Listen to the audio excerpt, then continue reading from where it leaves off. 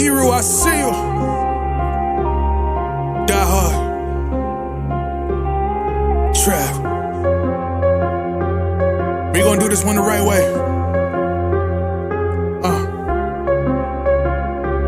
We in here forever. Yeah. Die hard. Homie, die hard. You can check the swag, he the realest by far. Swimming in that blue and orange, he the lifeguard. Yeah, he been through pain, at least he got some nice scars. He can smell a trophy, yeah, you need it back to back. Represent himself, his own name is on his back. 10 toes down, try to stop him, he come back. Bandwagon hoppers, he will knock you off your tracks. You ain't saying nothing, Nero been here from the start. He been working in the lab to take his team and make it art. See him going over film to help him build and make him smart. He will tell you how he feels because he's real and he got heart. He will never fade away, he will never change his face. Everybody picking faves and he's feeling out of place. Cause he is for the team and he always rep the squad. Like that Christmas movie, he gon' always die hard. City on my back. They ask me what's my name and it's on my back. I'm just speaking facts. We got big dreams, we ain't looking back. We be really die hard, yeah, that's a fact. We be really die hard, ain't no going back. Make the whole crowd rise like a thermostat. Fourth quarter, I'm the killer that's gon' murder that.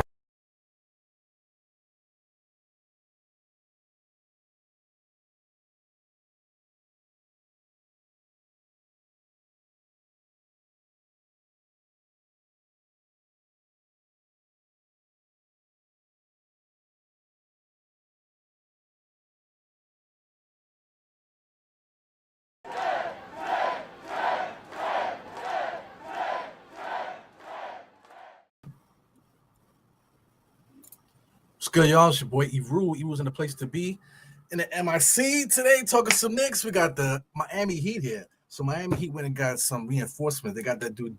Did they get rid of Desmond? Who did they get? They got somebody. They got Kevin Love. I know they picked up.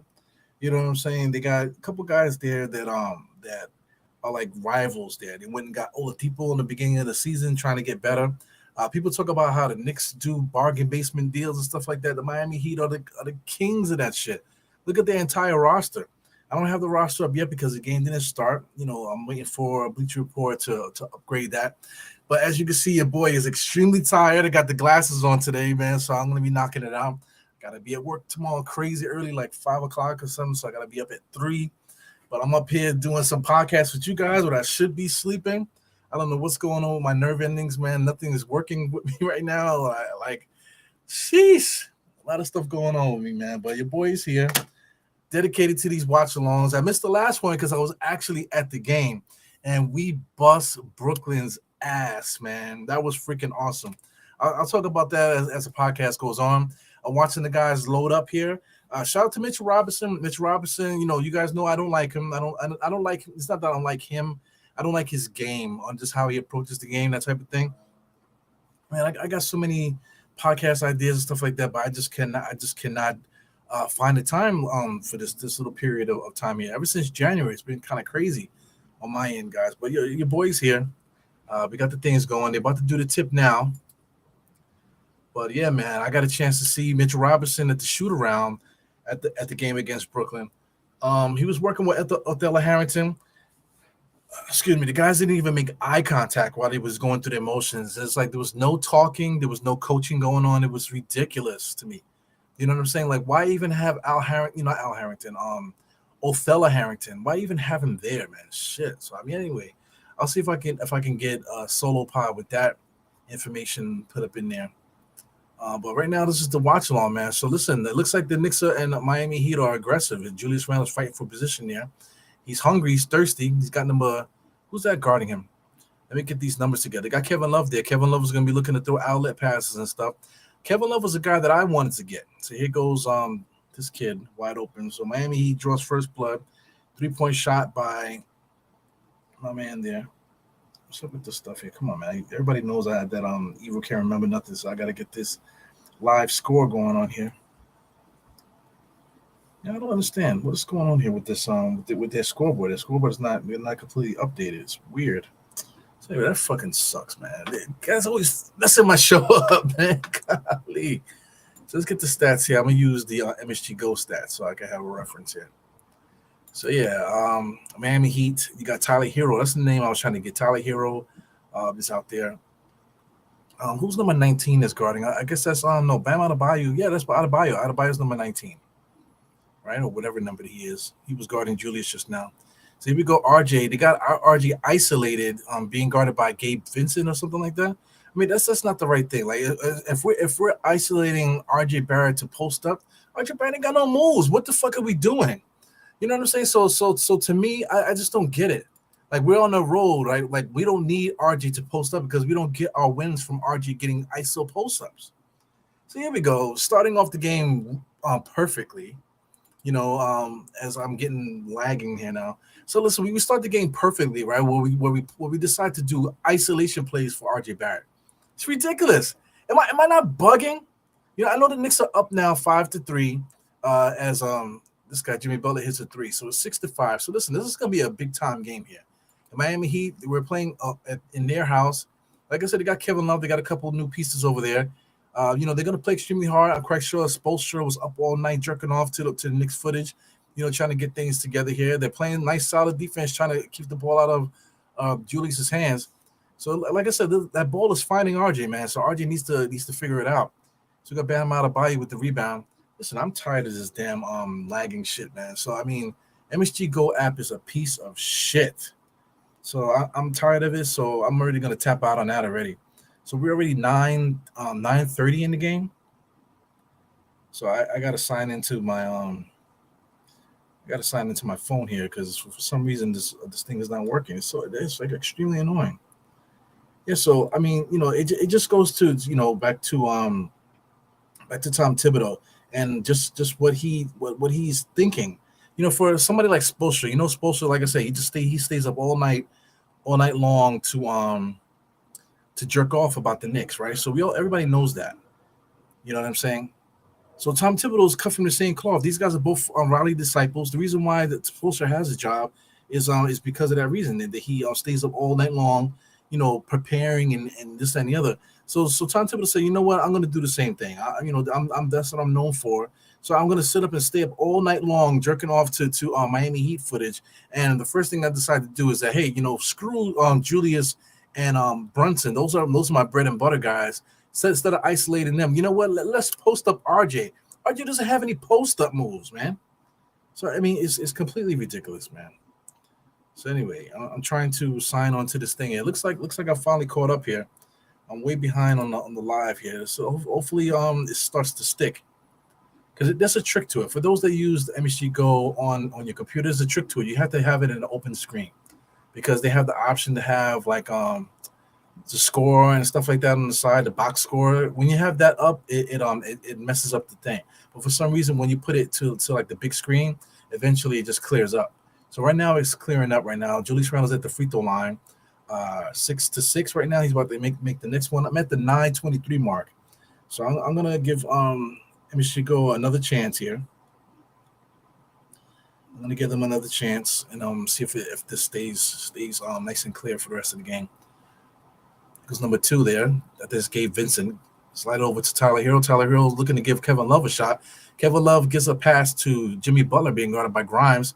Here goes Tyler Hero coming around a kind of pseudo screen there, switched by Grimes. Grimes is playing good.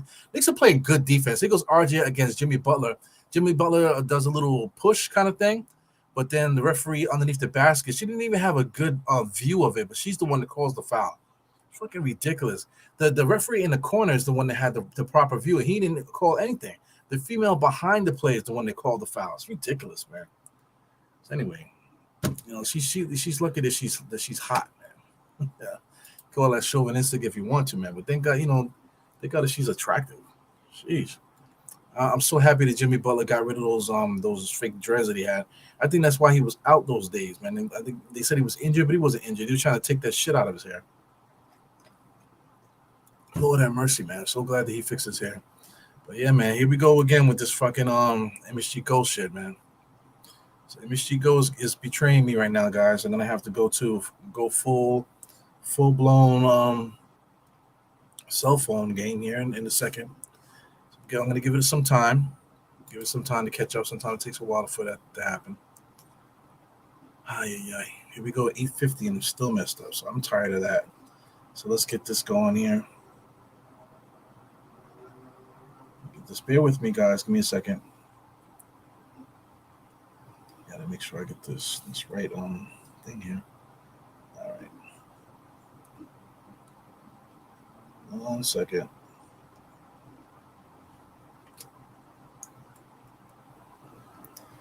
All right, let's do this. All right, so I'm gonna be on MSG Go with my cell phone here until this straightens up. Whenever this straightens up, then I'll be fine. I have to switch to the cell phone. Turn this down. See Mr. Clyde talking. Let's get back into business, man. Get this thing going here. Put this at the bottom. And of course, oh no, that's Jimmy Butler shooting free throws now. So it's 12-10. Here goes Jimmy Butler. He gets fouled by Mitchell Robinson. So I mean that was a bad foul by Mitchell Robinson. He reached in. He took the contact and then reached forward and basically slammed Jimmy Butler to the floor. I'm with it. You know what I'm saying. But don't help the guy up off the floor, man. Slam him to the floor if you mean it, and then let's make it happen. So I'm looking at the screen. We got Mr. Brunson there, being double teamed there. They're trying to send two people at Brunson to take him off his square. The ball keeps finding RJ. I know you guys see that, but RJ has to do a better job of passing the ball. Grimes is wide open. He decided to keep the ball in his hand. He's being guarded by three people, and then goes RJ, just turns it over. So this is the problem. He bypasses Grimes just so he can go one-on-one, but he has no one-on-one moves. Who is telling him that he has one-on-one moves? Shout out to what's this guy's name? What's RJ's trainer's name? Lee Hanlon, right? Shout out to him. Late nights working out with him. What is that guy teaching him? That gives him the confidence that he can go one-on-one. And why is Tom Thibodeau allowing him to do that? Here you go, Brunson again. They're sending two people at him. The ball is this is crazy. So I'm way behind here. So let me just pay attention. Yeah, so I'm at the 7:14 mark. We got Brunson calling out a play there, trying to get guys organized. Mitchell Robinson looks confused. A lot of the guys are confused. So they got Brunson there. They got two guys. They got three guys at Brunson. He breaks the defense, gets all the way to the basket, but they call a foul. So listen, they're sending two guys at the Knicks at Brunson. They're sending two people to seal him up, right? As kind of tapping. As soon as he makes his move, they send three people at him. So that's the game plan to stop Brunson, get the ball out of Brunson's hand. But like I said, the ball keeps finding its way into RJ's hand, and it seems like we just have not prepared for that. So that's aggravating. So we got this guy Brunson here. He's at the free throw line. Knicks are down 14-12 right now. I'm at the 7:12 mark. Yeah, man, guys, this is really annoying here with this MSG Go app. Yeah, so I'm just totally giving it up on my computer, and I'm watching it on my phone. So everything is nice and clear, beautiful on my phone here. So I'm just gonna use that as a reference. Let me get this up here so I can follow with that. Yeah, so here goes Miami, 14-14, 7-minute mark right now. Miami's coming around. You can tell Hero just launches a three-point shot. Nobody in front of him. You can't give NBA players that much room. So he knocks down the shot, sticks it. So he got 17-14. Right now, I like the energy for the Knicks, man. One thing that's frustrating me, like I said, is it's just that I feel like the Knicks are not game planning properly. So they send three players towards Brunson again. So they're frustrating Brunson, but Brunson is smart enough to get himself to the foul line there. So Tom Thibodeau brought in quickly to try to combat some of this action that's going on here. I want to see if RJ's still in the game, because I don't think Grimes was the reason, for that miscommunication or anything like that. It's definitely RJ. So listen, man, if this is going to happen where RJ gets the ball in this situation and you want him to go one-on-one and that type of thing, then he needs to come off the bench. God damn. You know what I'm saying? With Julius and Brunson on the court, right? The ball needs to be going to those guys. If we're gonna be looking for shooters and that type of thing, if they're gonna be double and triple teaming our guys, then we need shooters out there. RJ's not a shooter. He's a good corner three shooter, yes. He's a good person to come off of screens and that type of thing. But that sounds like somebody that you need to feature. RJ needs to be featured at times. You know what I'm saying? So RJ coming off the bench would be fine. RJ will still probably get his 19 point average for the season. He'll still maintain that coming off the bench. But it's not a demotion. It's just to clean it up a little bit. Quickly is a good six man. So I really don't want to mess with that. But it might be Josh Hart. Start Grimes and Josh Hart together. Even though I like what Josh Hart is bringing off the bench, so maybe start Obi. You know what I'm saying? Something has to give. Start Obi because Obi can shoot the three at least. You know what I'm saying? Obi's not going to do anything for you as far as like rebounding and that type of thing. He'll give you hustle and he'll give you the jump shot. So somebody that's going to give you a really good jump shot and a lot of hustle, a lot of athleticism and stuff like that, then maybe start Obi and bench RJ. Come on, man. I'm not so far fetched to because I mean, listen, that's the same thing with Cam Reddish. Maybe we should have kept Cam Reddish, but then we traded Cam for Josh, man. So Josh Hart is fine. Him coming off the bench is fine with quickly, and then you add RJ and then iHeart out there. That's a really good four-man guy coming off the bench. But keep Quentin Grimes at the starting shooting guard and maybe start Obi, man. Because listen, Obi's not really doing nothing for us off the bench, bro. I got to tell you. But as a starter, being an extra shooter, because he's a shooter at this point, he's fucking this guy discount double check. He's freaking what's this guy's name? Oh my god, I'm thinking Brad Lohaus for Christ's sake. But you guys know what I'm talking about. I mean, I'm like, come on, man. So I really think that's something that we should really think about. Somebody like that, like just for instance, man, like I hate having these takes on these watch alongs. But check out this take, guys. The Detroit Pistons, when they won their championships and stuff like that, they started to win when they took Mark McGuire out the starting lineup, and then they started Dennis Rodman. You know what I'm saying? They started Dennis Rodman at one of the forward spots, basically the small forward spot, and they started winning. You know what I'm saying? But Mark McGuire still got his little 14 points per game off the bench. You know what I'm saying? He still brought whatever he brought off the bench. But the starting lineup, as soon as they made that decision to put that energy player into the starting lineup, it galvanized the team. It made them go to another level. So I'm wondering, because I know Obi Toppin he's not tough, he's not like that, but he is a hustle player. He can knock down the three, he can get up and down the court and that type of thing. Excuse me. So maybe adding him to the starting lineup, with Julius, maybe that would help. Can Obi Toppin guard small forwards? No. Can he guard power forwards? No. So what's the fucking argument there? Julius Randle plays like a small forward. You know what I'm saying? So anyway, just had to take that little tangent off there just to get that off my chest. So that was a long time out. It's still 17-15 right now, man. 6 minutes and 32 seconds on my clock. I'm not sure if that's updated. Yep, that's live. Yeah. So I'm at the 6:25 mark. Not really much happening right now, but I wonder if anybody agrees with that take there. I'm going to shout out to everybody in the chat in a second. Just trying to get everything together here. So far, it's a very physical game there. I see Emmanuel quickly on the floor, and these referees here are calling fouls like crazy. They're looking at the young lady. So the young lady is the one that's like quick on the trigger with the fouls and stuff like that. So there she goes behind the basket there. So she's the one to call. Yeah, she's the one that calls it. She's the one that calls that foul. So you got to be very careful with that young lady, man. I feel like she's like a hair trigger. Whatever, she's like trying to do a good job, whatever. I don't want to throw that at her, because it's tough out here enough for females in sports. But you feel like that she's gonna do her job extra well. I feel like she needs to be extra clean in order to stand out or make herself I don't know. I'm just throwing that out there. But I mean the two overzealous calls there. I don't know. There goes Brunson, gives it over to Julius. Julius fakes it, gives it to Quentin Grimes, wide open, jump shot, no good. Mitchell Robinson, offensive rebound, that's what he does, gives it back to quickly dribbling, he loses it. He got smacked up from behind him from Jimmy Butler. He goes, is this Bam Adebayo trying to work out Brunson's move? It didn't work out for him. Jimmy Butler gets the ball, falls on the floor, trying to draw a foul. He goes, this guy again, Bam Adebayo with a bump, and he shoots the jump shot right at Mitch Robinson's face. So we got 20-15. Knicks are down by 5. So it says the Miami Heat is on a 12-3 run right now, the last basically 3 minutes.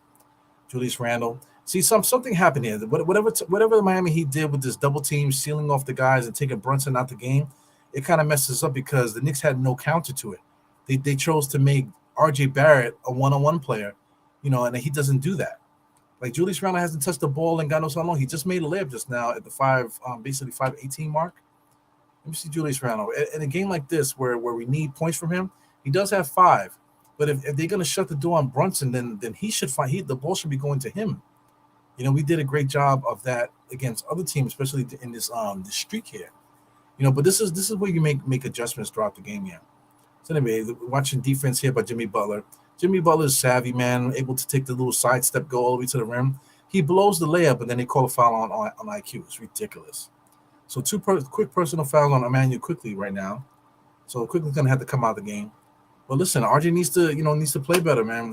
These unforced turnovers and stuff like that are just destroying us right now. Him making a move, and instead of making the pass, he gets caught up out there. But thank God for Josh Hart. We got the Hart brothers here. The Hart Foundation is in the game.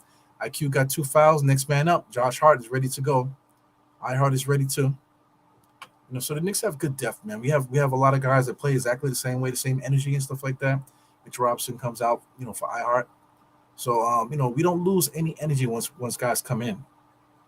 But I'm very curious to know what you guys think about that Obi Toppin RJ thing. He goes Brunson, still in the game.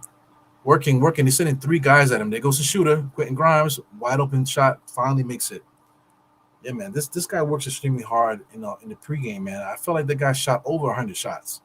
Like, it was relentless too. Like, he was just going one-on-one against his trainer, and it was just shot after shot after shot. Sometimes he wasn't even waiting to see if it went in. Like they just got another ball, and they would just get another shot, another shot, another shot, another shot up.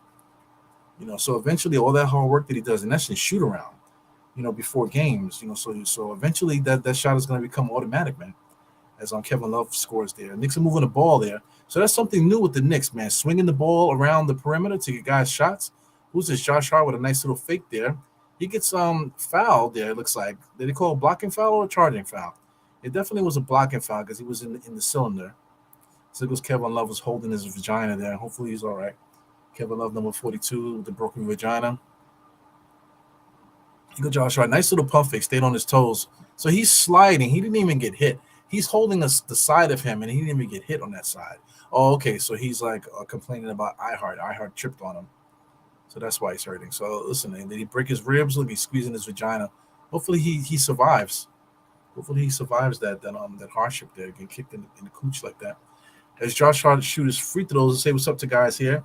We got Miss Geraldine is here. We got my man Generation JL is here. I am Jarrell is here. Who else we got? We got E. Gibson. What's good, man? Happy Friday. Happy Friday. Blessings. Let's get it. Yeah, man. This is a rivalry game. We playing in Miami, New York South. You know what I'm saying? So we got to do what we got to do. This is Mr. Raymond Harrington. What's good, my man? So we got my coworkers up in the building representing. He actually hit me up the last game, man. I was actually at the game. Isn't that crazy, man? Yeah, man. So, yeah, I won't see you this weekend, man. I'll probably see you next week, maybe. So hope everything is good. Yeah, E. Gibson. Miami, 28th offensively from 3. We have moved up 5th with 3-point. Yeah, all these numbers are crazy. Like, the numbers get even crazier if you only count from December 31st. If you count from December 31st and look at the numbers on what the Knicks did during that time period, it will surprise you. The Knicks are basically in the top of the league right now in all categories. So talking about, like, if you average it out, we're like 5th best team, 7th best team in the NBA. Even record-wise right now, I think we're like 9th best in the whole NBA. Something like that. Last time I checked was 9th. It might be different right now. But, yeah, man, the Knicks are really good right now. Right now, the Miami Heat are very well coached. You know what I'm saying? They did a really good job locking the Knicks up here in this first quarter. But even so, the Knicks are down now 26-21. So I gotta refresh this here.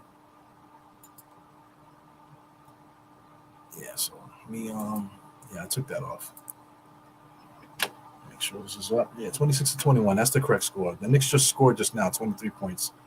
But here we goes. Bam Adebayo going between the legs, crossing over against iHeart. It's weird. Bam Adebayo is a center, listed as a center. But he's over there, dribbling as if he's Mitch Richmond back in 1992.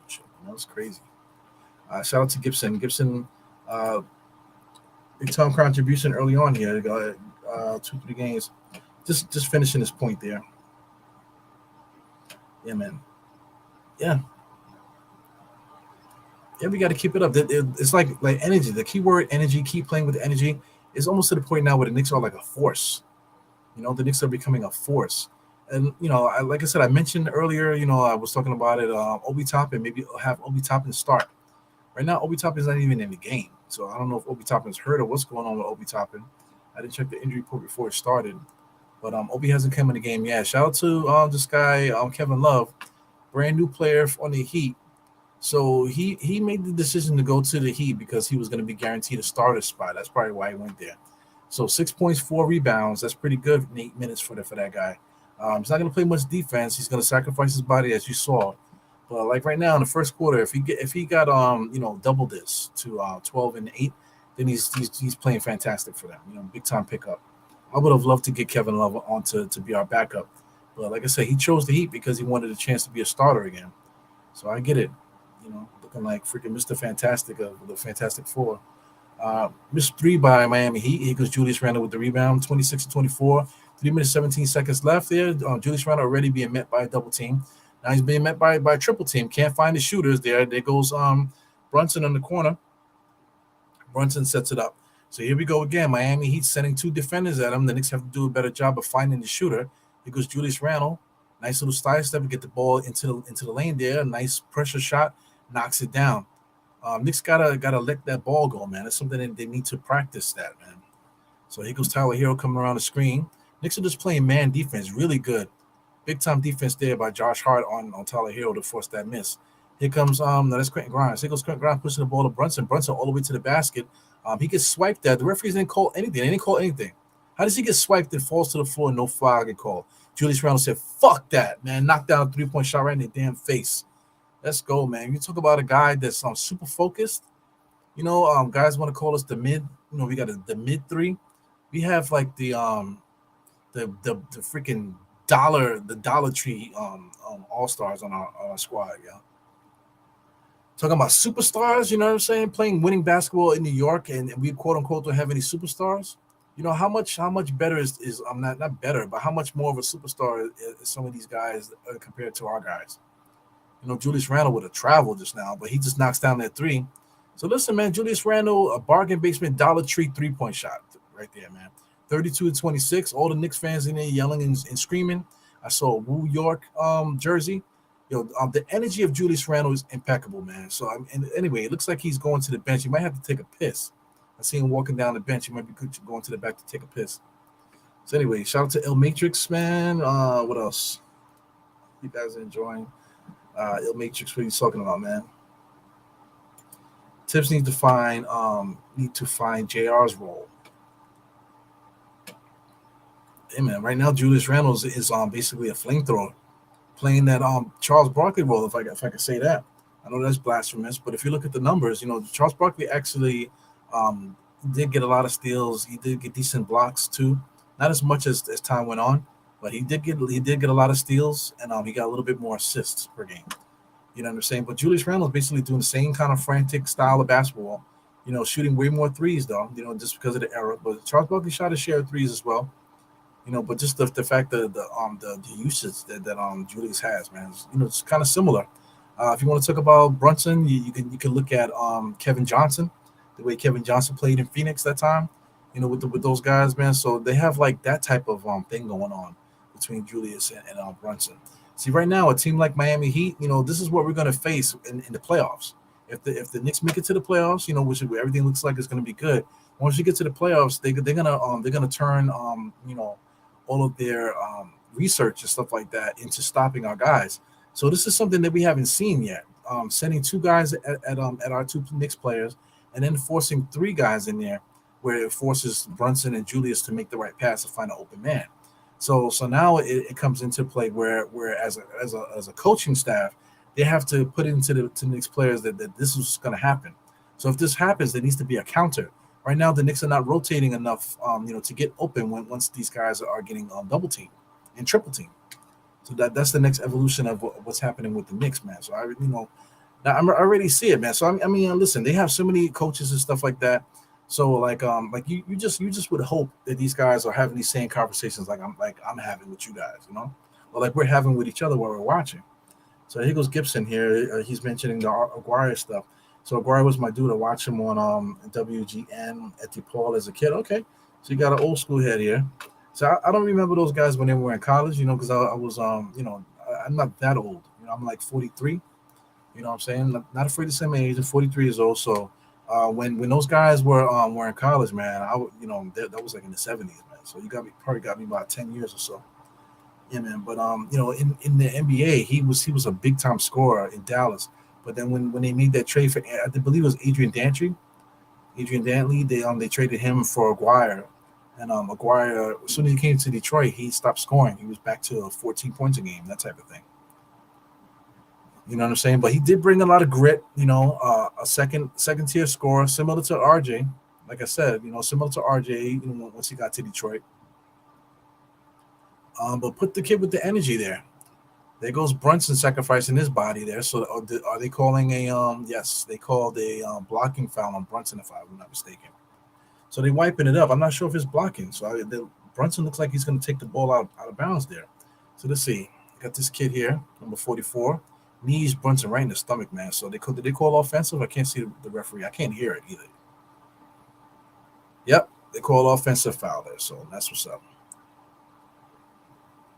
No. It looked like they called offensive foul, but it doesn't look like the Knicks are getting the ball back. So they're calling a blocking foul. Are they going to review it? No, they call a regular foul. What the fuck? This young lady, that female referee is garbage, bro. I was trying to make that comment, but I'm trying to be, as I'm saying it, I'm trying to be careful with how I'm saying, because I don't want to come off as chauvinistic or anything like that. But come on, man. Some of the calls that she's made today has been super questionable. You know what I'm saying? On paper, it might be the right call or whatever, but come on. This is ridiculous, man. Anyway, he goes Julius. Julius at the top of the key, being guarded by three people, as you can see. There's three guys focused on Julius. Right now, as you can see, there's three guys focusing on the ball, if you notice. They're not even looking at their man. So shout out to Clyde. Clyde always say you got to see your man and you got to see the ball. But it looks like these Miami Heat guys are just three guys at all times are focusing on the ball. So that seems to be the game plan, just to focus three guys on one person to force him to give it up. So the Knicks have to make that adjustment there. Knicks are playing one-on-one defense here. We got Grimes here guarding the ball there. They're going to Gabe Vincent. Here goes Tyler Hero. That's going to be good. Now he misses that. So here goes Julius Randle with a nice rebound. We're up 32-29. It's going to be kind of a low-scoring affair a little bit. It seems like it, but we do have 32 points. 34 now after the Julius Randle one-handed shot. So Julius Randle's kicking ass, man. See, this is what should happen. See, like if Brunson don't have it going, then give it to Julius. The ball should not be going to RJ for isolation post-ups. You know what I'm saying? Tom Thibodeau literally went to RJ in an isolation, clear it out, isolation pull-up at the beginning of this first quarter, guys. You know what I'm saying? He went from that to benching RJ. It's crazy. That is inexcusable. So here we go. The proper person is getting his reps right now. Julius Randle, 15 points. He only has one rebound, though. I don't know how they credit him for one rebound, but because I counted him catching a couple rebounds, off of misses to start the break. So I don't know, man. Something's got to be going on with that. Let's keep it moving here. Yeah, I'll give you this. Yes, this is probably the right thing to say. The refs are calling it close. The teams just need to adjust. Period. Yeah, because I don't like to argue about the referees and stuff like that. So you're very right about that. So good defense there by Ihart. Ball goes all the inside, gets blocked by Ihart. Kicks it back out to this white guy. I don't know who this white guy is, man. I'm trying to figure that out. Let me check out this box score here. We got a Max Struss. They got Cody Zeller. Wow, they went and got Cody Zeller. Cody Zeller's a good player. So I think that's Khalid Martin there just shot a 3-point shot, I believe. So it's 31-34. Knicks are up still. According to my clock, Knicks are up. We got 16 seconds left. Knicks are going to get the last shot. There is actually a 2-second shot differential. So we're at the 10-second mark in the shot clock. No, 7 seconds. 6, 5. Shot is up. Julius Randle. And he knocks down a 3. Julius Randle is on fire right now with another 3-point shot. Knicks playing double team defense here. They're still able to get the guy, get to the 3-point line to get a shot off. Good defense denial there. So Julius Randle energy is extremely high, man. He must be coked up or something like that, man. They're in Miami, the originator of all the coke stuff from back in the days. Shout out to the 80s. But Julius Randle's definitely got it popping, and that energy, the energy from Julius Randle translates into the rest of the team. It definitely is like through osmosis or whatever. The rest of the team feeds off of Julius Randle's energy. Like I said, right now they've got the door closed on Brunson. That's the game plan. The game plan is to get the ball out of Brunson's hand because teams are expecting Brunson to take over. Brunson has been making good decisions, sacrificing his body inside and that type of thing, doing other little things, to help us win. He does have 7 points. He got 5 assists though, so he's getting triple teamed. He's not perfect, but he is getting the ball out to the right person. Julius Randle right now with 20 points is the correct person right now. So, yeah, man, so far so good. So listen, RJ Barrett got benched, right? I don't know if he got hurt or anything. I wasn't paying attention. I was trying to figure out the stream thing. But RJ Barrett got benched. He only played 6 minutes. Like I said, I'm not sure if he got hurt or anything like that. But he only played 6 minutes. So then my thing is, where's Obi? Is Obi hurt? Obi hasn't played yet. You know what I'm saying? So if Obi's not hurt, right, then Obi Toppin needs to start, man. I think that my narrative there with that, it makes sense because if you're gonna go to RJ and then bench him, then start Obi. Start Obi, let Obi play with that first unit. You know what I'm saying? When they're looking for shooters and stuff like that, and the ball swings around, Obi Toppin is gonna get that shot. You know what I'm saying? The ability to slash to the basket will be there. The ability to sneak out will be there. You know what I'm saying? So, we can take advantage of that with the first unit. You know what I'm saying? His high energy, everything that he brings, his effort plays and that type of thing. Maybe that would translate better with the first group. And then let RJ come off the bench with IQ and let them run some offense through RJ, make him go around screens, go into the basket, that type of thing. Stuff that works well for RJ. Let him do that off the bench while IQ is the primary ball handler coming off the bench with Josh. Let those guys cook coming off the bench. And then give Julius and Brunson that extra shooter, that extra energy player to go along with Grimes and Mitchell Robinson. I think that would work, man. I really think that would work. So anyway, I agree with Gibson so far today. Definitely out hustling us today. Picking up a lot of fouls there. Like I said, like Gibson said, man, we need to adjust. That's big right there. I don't like to argue with refs, man. The refs, you just gotta understand. Some refs got a bone up their ass or whatever. You just know about them instead of arguing with them all game. Just know it. Just know people for who they are, how they call the games, stuff like that. And it is what it is, So we're back here in the second quarter. It just started. We got 10 seconds in. Tyler Hero looked like he traveled there, but they don't call that no more. He's wearing number 14. Mason's old number, you piece of shit. Cody Zeller tried to give a pass in there. Good defense there by Josh Hart. Strips the ball. Knicks are out. Fast break there. RJ kicks it out to quickly in the corner. Knocks that shit down. So that's becoming something that we do too now. The fast break points, man. Fast break points, get the ball in, and then not just force it, swing the ball out and get the ball to the right person. So as I said there, RJ and IQ got some good chemistry together with iHeart. With Josh Hart there. He goes RJ again, kicks it out to Obi for three. Obi for three, hits the side of the rim, no good. So, like I said, Obi needs to be with the starters, in my opinion. So it took Tom Thibodeau long enough. Took him a whole quarter to get Obi Toppin in the game. So he goes iHeart with the rebound. So what are they calling here? See, this referee is garbage. This young lady is fucking garbage, bro. You know what I'm saying? Like I want to count like 4 or 5 plays that's been totally fucking garbage with this referee. Look at Obi Toppin. I credited RJ, but I was Obi Toppin with the driving kick. Kick it out to IQ for the wide open transition 3-point shot. He goes Cody Zeller, top of the key. I can't believe they got Cody Zeller. That's a pretty good pickup. Who's that? Cody Martin? I don't know who that is there. Tried to do a YMCA move. He goes, IQ just transition 3-point shot, knocks it down, man. Fuck these Miami Heat guys, man. 43, 31, man. Fuck these guys, bro. You know what I'm saying? Let's show them who we are. This is the New York Knicks. This is how we play. We done won 7 games straight. You know what I'm saying? We won 7 games straight. And that's all I gotta say about that. Fuck this Miami Heat team. They went and got Kevin Love, who I wanted on this team to come off the bench. It would have been nice. But listen, they just said, you know what, he'll be good to start for us. You know what I'm saying? So that's what they decided to do. They went and got Cody Zeller. You know what I'm saying? Well, I think is a good pickup. But these are the guys that decided to pick up. You know what I'm saying? They got rid of that dude Desmond. I think Deadman, I think his name is. I forgot what team he went to. I think he went to I think Devin went to the Bucks or he went to Philly, something like that. I think he went to Philly, something like that. That dude Devin. So they got rid of Devin and got Cody Zeller. Like that's supposed to do something for them. They need to upgrade so many things on their team. They have a bunch of ragtag group of guys on their team. So they thought that Kevin Love was going to come in here and help them out here. But this is the difference between what the Knicks used to do and what the Knicks do now. You know what I'm saying? So if the Knicks had got Kevin Love and decided to put Kevin Love in the starting lineup, what would the Knicks fan base do right now? What would the league do? What would ESPN and those cocksuckers do? over there. You know what I'm saying? It would be crazy. They went and got Victor Oladipo. They're still on his like, I have to calm down. I get really excited. I'm about to say something a little bit too crazy, but we got Victor Oladipo who they brought here. He was like been hurt for like the last 2-3 years. You know what I'm saying? Last 5 years the guy's been hurt. So they picked him up. I don't know what they thought he was gonna do.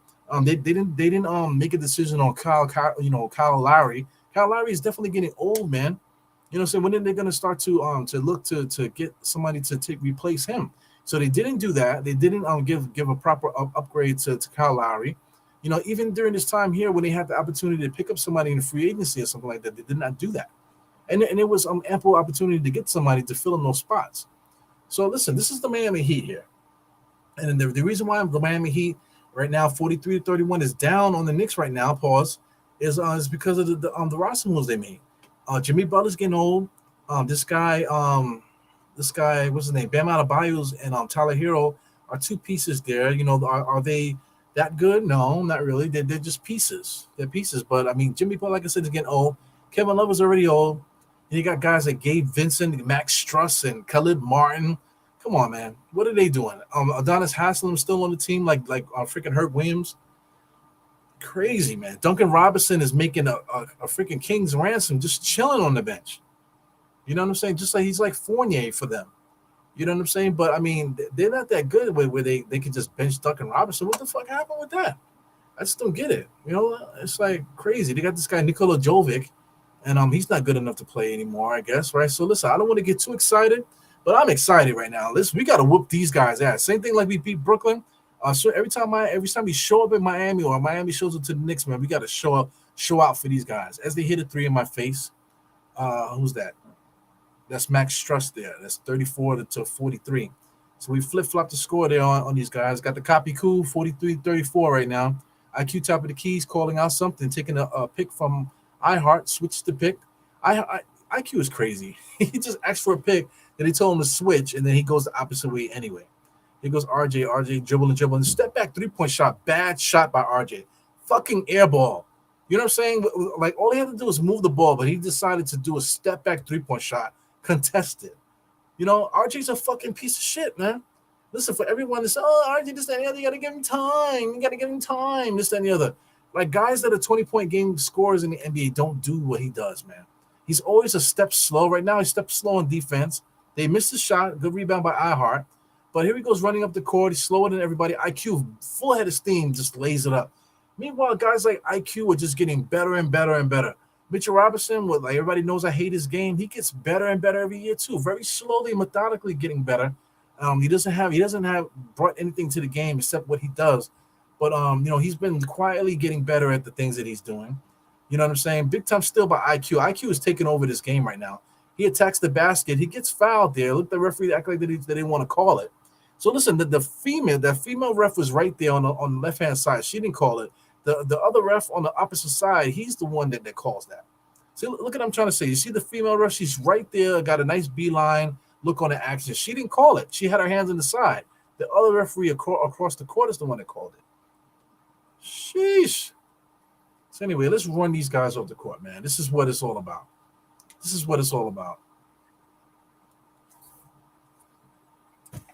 Yeah, man. Shout out to you guys. Make sure I get all these guys in there. We got Mr. Jackal in there. So listen, man, you guys are my guys. Everybody here that pops in, no matter how many days I take off and stuff like that, you guys are always here hanging out with me. And I'm quite sure you're going back and forth through other channels into it in the meantime while the game is going on to see what people are talking about.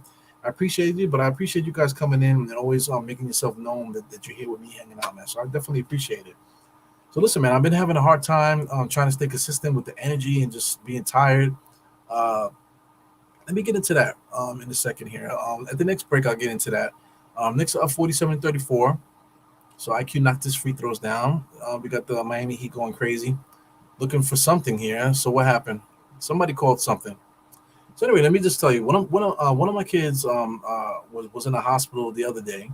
You know what I'm saying? So we've been dealing with that. It's nothing crazy. My kids are doing good. You know what I'm saying? But they have like little things they need to take care of that require a hospital stay. So that's annoying, man. Then my other little guy had to go to the hospital like the week before that. So all those little breaks, man, takes a lot of stress, and then also too, having to take time off of work and pick up kids and stay with kids and this and the other follow up visits and all kind of stuff. So that's been coming to into the mix there also with the time off that I've been having with the pod. Then just also too, I'm trying to get my health together. As you guys know, I was in the gym every single day, trying to get my strength back. I think that's worked. I've taken a week. I've taken about, I want to say about like a little over a week now. I've taken off, then I haven't been to the gym yet because I'm trying to get my nerve endings right. I feel like my nerves are like on fire because I haven't taken a break from working out. So I've given myself a chance to detox and get it back together. So I think that's attributing to my myself being tired as well. There's a lot of stuff going on, man. My kid also has some more. The other kid has to go to the hospital again this week for something. It's crazy, man. Then the other guy got to go to the hospital again, like right after that. So it's like crazy, man. A lot of stuff going on with my kids and stuff like that, with my own health and stuff like that. Thank God for my wife. She's like Iron Man and shit. She's never hurt, never sick, never tired. Just does everything. But there's a lot of stuff going on Iron there. So somebody finally scored there. So that's a Miami Heat layup. 38, 49 to 38. As who's that there? Was that Obi Toppin? I think that was RJ. RJ gets a nice little layup there. Knicks back on defense. I see Obi Toppin directing traffic there in the middle. He allows the three-point shooter to get it. Wasn't able to recover, but I think that's Max Struss that was able to drive baseline. Well, Obi Toppin kind of like lost his footing there. Too busy trying to tell other people what to do. You got to hold down your space too. You know, too much focus on trying to get people to do something. Nice little shot there by RJ. See, this is what it is. RJ coming off the bench now. All of a sudden, he's become part of the offense. You know what I'm saying? So this is where he belongs. This is where RJ belongs in the second unit. Getting scored. Did he go out of bounds? He was out of bounds, man. I felt like he was out of bounds before he caught that basketball, or coming from out of bounds. So that's 42. Knicks still up by 11 right now, 53 to 42. Knicks are really kicking ass. So like I said, I think there's something to what I'm saying here. I think I might have to do a full pot on this, just to further explain it, or just to have it out there in the universe for people to reference. Obi Toppin dribbling there. He has to throw it up. Shot clock. Oh man, off the back, but he almost made that. Shot clock was running down. He had to get the shot up. He goes. This guy Tyler Hero gives it to Max Struss. Is that Max Struss? He misses that. Knicks are fighting for the rebound. He goes RJ. RJ's bringing the ball up the court. He really should give it to IQ right now, but he decides to drive against two people into a double team, and he lays it up. Bad decision turned into a good decision by RJ. RJ definitely looks like he might have slimmed down. Because definitely in the shoot around, he looked way more slim in that shoot around. Right now, his defense is suspect, man. Tyler Hero just walks right around him like he wasn't even there. Here goes Obi Toppin. That's Josh Hart. Nice pass over to RJ there. So listen, man, this second unit with RJ, Josh Hart, and IQ is fucking excellent. Is excellent. Big time basketball plays going here by these three here, coming off the bench here. So I think that's the next evolution of these Knicks, man. Start Obi. Getting another play would have been so much better, man. Maybe I don't know. What's that guy's name? Will Barton. Will Barton would have been nice to get as the starting small forward and have RJ come off the bench. That would have been freaking fly right there. But Obi Toppin is good too, man. But Obi Toppin can't drive, he can't dribble. All he can do is shoot. He's a hustle player. Sheesh. Yeah, but that's crying over spilled milk, man. Getting Will Barton would have been very nice to stick in that spot there, man. So I think I forgot where Will Barton went. Will Barton went. Forgot where he went. He went somewhere where he's not even going to get any playing time, I think. So anyway, let's keep it moving here. Generation JL, what are you talking about, man? He said New York is playing at a level we haven't seen in years, man. Me too. I'm excited about this, man. This definitely brings the 1999 vibes. I know people are talking about that today online, but this definitely brings back 1999 vibes. Not quite the same amount of talent, you know what I'm saying. But it's just that like out of nowhere, these Knicks just started playing well, and then people are doubting us. A lot of people were doubting the Knicks at that time. But a lot of people are doubting us now. People don't want to believe that we're good, but we are good. The numbers say it. You know what I'm saying? So if these Knicks can continue to play this way, 57 to 42, guys, shit, we are kicking their ass right now. But if the Knicks can maintain this type of basketball, this play right here, then Hey man, listen, we could take on anybody to tell you the truth. The Miami Heat are 33-30. They're a winning team. You know, and if we can maintain this right now, and win tonight, I mean, come on, man. We can't win every game, so a loss is going to come soon. Hopefully not tonight. Hopefully the Knicks can maintain this lead here.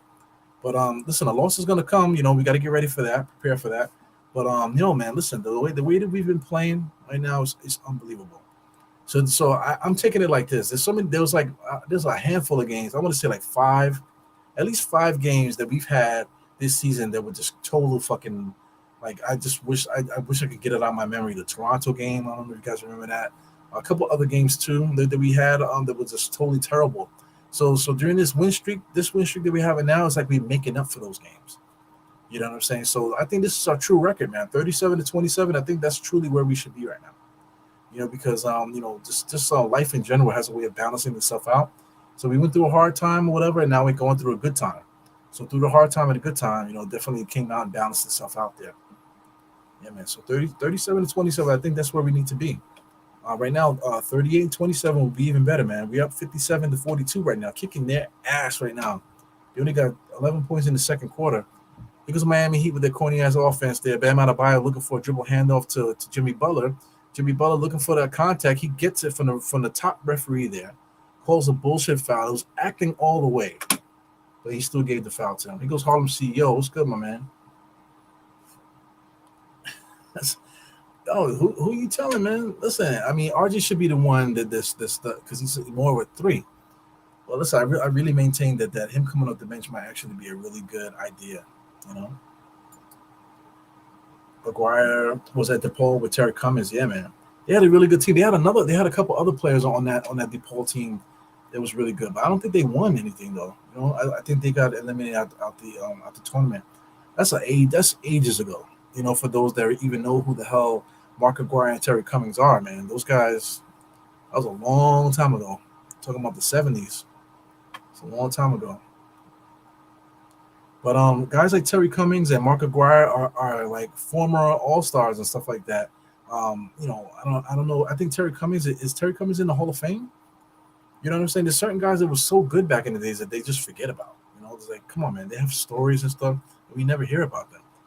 Good defense by the Knicks there. He goes, what's that? Josh Hart. Josh Hart was driving, and the referee didn't call nothing. They didn't call nothing. A lot of contact there. He goes out of by a straight up travel there.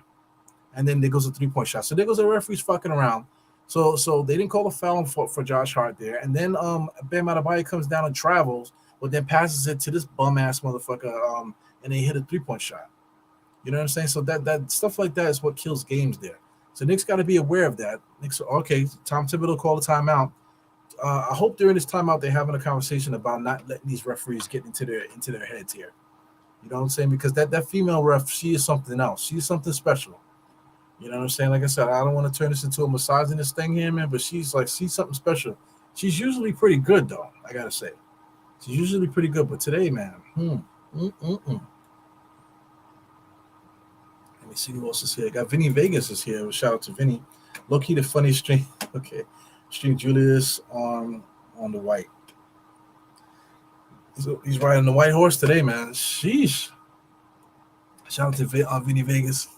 Yeah, man, I feel like nobody else really talks as much shit as I talk on this thing, man. And so I do definitely appreciate you guys coming in, man. Tell a friend, you know what I'm saying? Tell a friend, know what I mean? Yeah, man. So I'm like totally destroying my algorithms by not being active. So anyway, I'm glad you guys are here because I know who's here and stuff. So I make sure to keep note of that for different people that pops in, just so I can make sure I shout you guys out when you guys pop in here. But like I said, we're getting close right now. We're at March 3rd, so I anticipate much more viewership to come up as far as all the podcasts and stuff. We're going to start seeing a lot more viewership as the Knicks start to press on with these playoffs and stuff like that. People are going to be watching also. They're going to be watching the games more closely now and stuff like that, looking for more coverage and whatever. So it's definitely going to be a lot more busy this offseason, man. Forget about it. It's going to be incredible. We're already talking about going to Atlantic City again for the Nothing But Knicks watch party. So I'll definitely be doing that, man. I might actually bring my family again with me, so we could try to make a weekend out of it. You know what I'm saying? But we'll see. Go Brunson there. Definitely just do a shot at one of the guys that's guarding him there. I think that was that Jimmy Butler. Yeah, he threw a shot at Jimmy Butler just now, just to get him off him. But the Knicks just scored 39 to 49, 47. Excuse me. I'll make sure I catch you guys. Cindy Nevins is here. It's good. We need some more females out here. Definitely need some more females in the Knicks community. On Twitter Spaces, a lot of people like to be on Twitter Spaces because it's like a phone call. So people get, they like to spit off the phone call. They don't feel comfortable, in this setting. You know what I'm saying? I get it. You know what I'm saying? So the Twitter Spaces, sometimes I pop in and it's just crazy. But as soon as I pop in, not a lot of times, but sometimes if they notice, people notice me, they put me into the they'll pop me up and make me available so I can start speaking. But I don't want to speak, man. You know what I'm saying? I don't want to speak half the time. I think I might start doing Twitter Spaces again, man. So if I do it, I'll simultaneously do it. I'll post the stream, and then I'll put it live on this channel here so you guys can follow it. Also, and we'll see how that works, man. Yeah, I gotta organize that. I've done it before. Me and State have done that before. Try to do Twitter Spaces and actually do the pod at the same time. Me and him tried to do that. Shout out to State, man. I mention State all the time. The reason why I mention State all the time because of course, me and him used to do the show together. You know what I'm saying? But he really likes his Twitter Spaces. That's where he gets most of his attention with the Twitter Spaces. And it's funny too because everybody on Twitter did not fuck with our pod on YouTube. You know what I'm saying? They didn't even know we were doing a pod together because they just love to talk shit on Twitter. And even though this pod is also simultaneously being broadcasted on Twitter, for some reason nobody watched it on Twitter during the time period when you were watching on YouTube. So everybody knows us from us doing the thing on YouTube, and they want to know what State is doing. State is on Twitter. State is on Twitter Spaces like a motherfucker. And that's just his lane. That's what he does. He does it really well. Everybody basically copies off of him and copies off all his lingo and stuff like that. And they use it as if they made it up. So that's something that he does very, very well over there, man. So I don't bother him. But like I said, I think I might start popping in on some of these Twitter Spaces and stuff just to fool around again. But I mean, the last time I've been to these got into a Twitter Space, I told a motherfucker to suck my dick. You know what I'm saying? So I say that a lot on this channel. I haven't done it in a while, but I mean I can't keep inviting people to my hot dog stand, man. I'm gonna have to I need to find something new to say.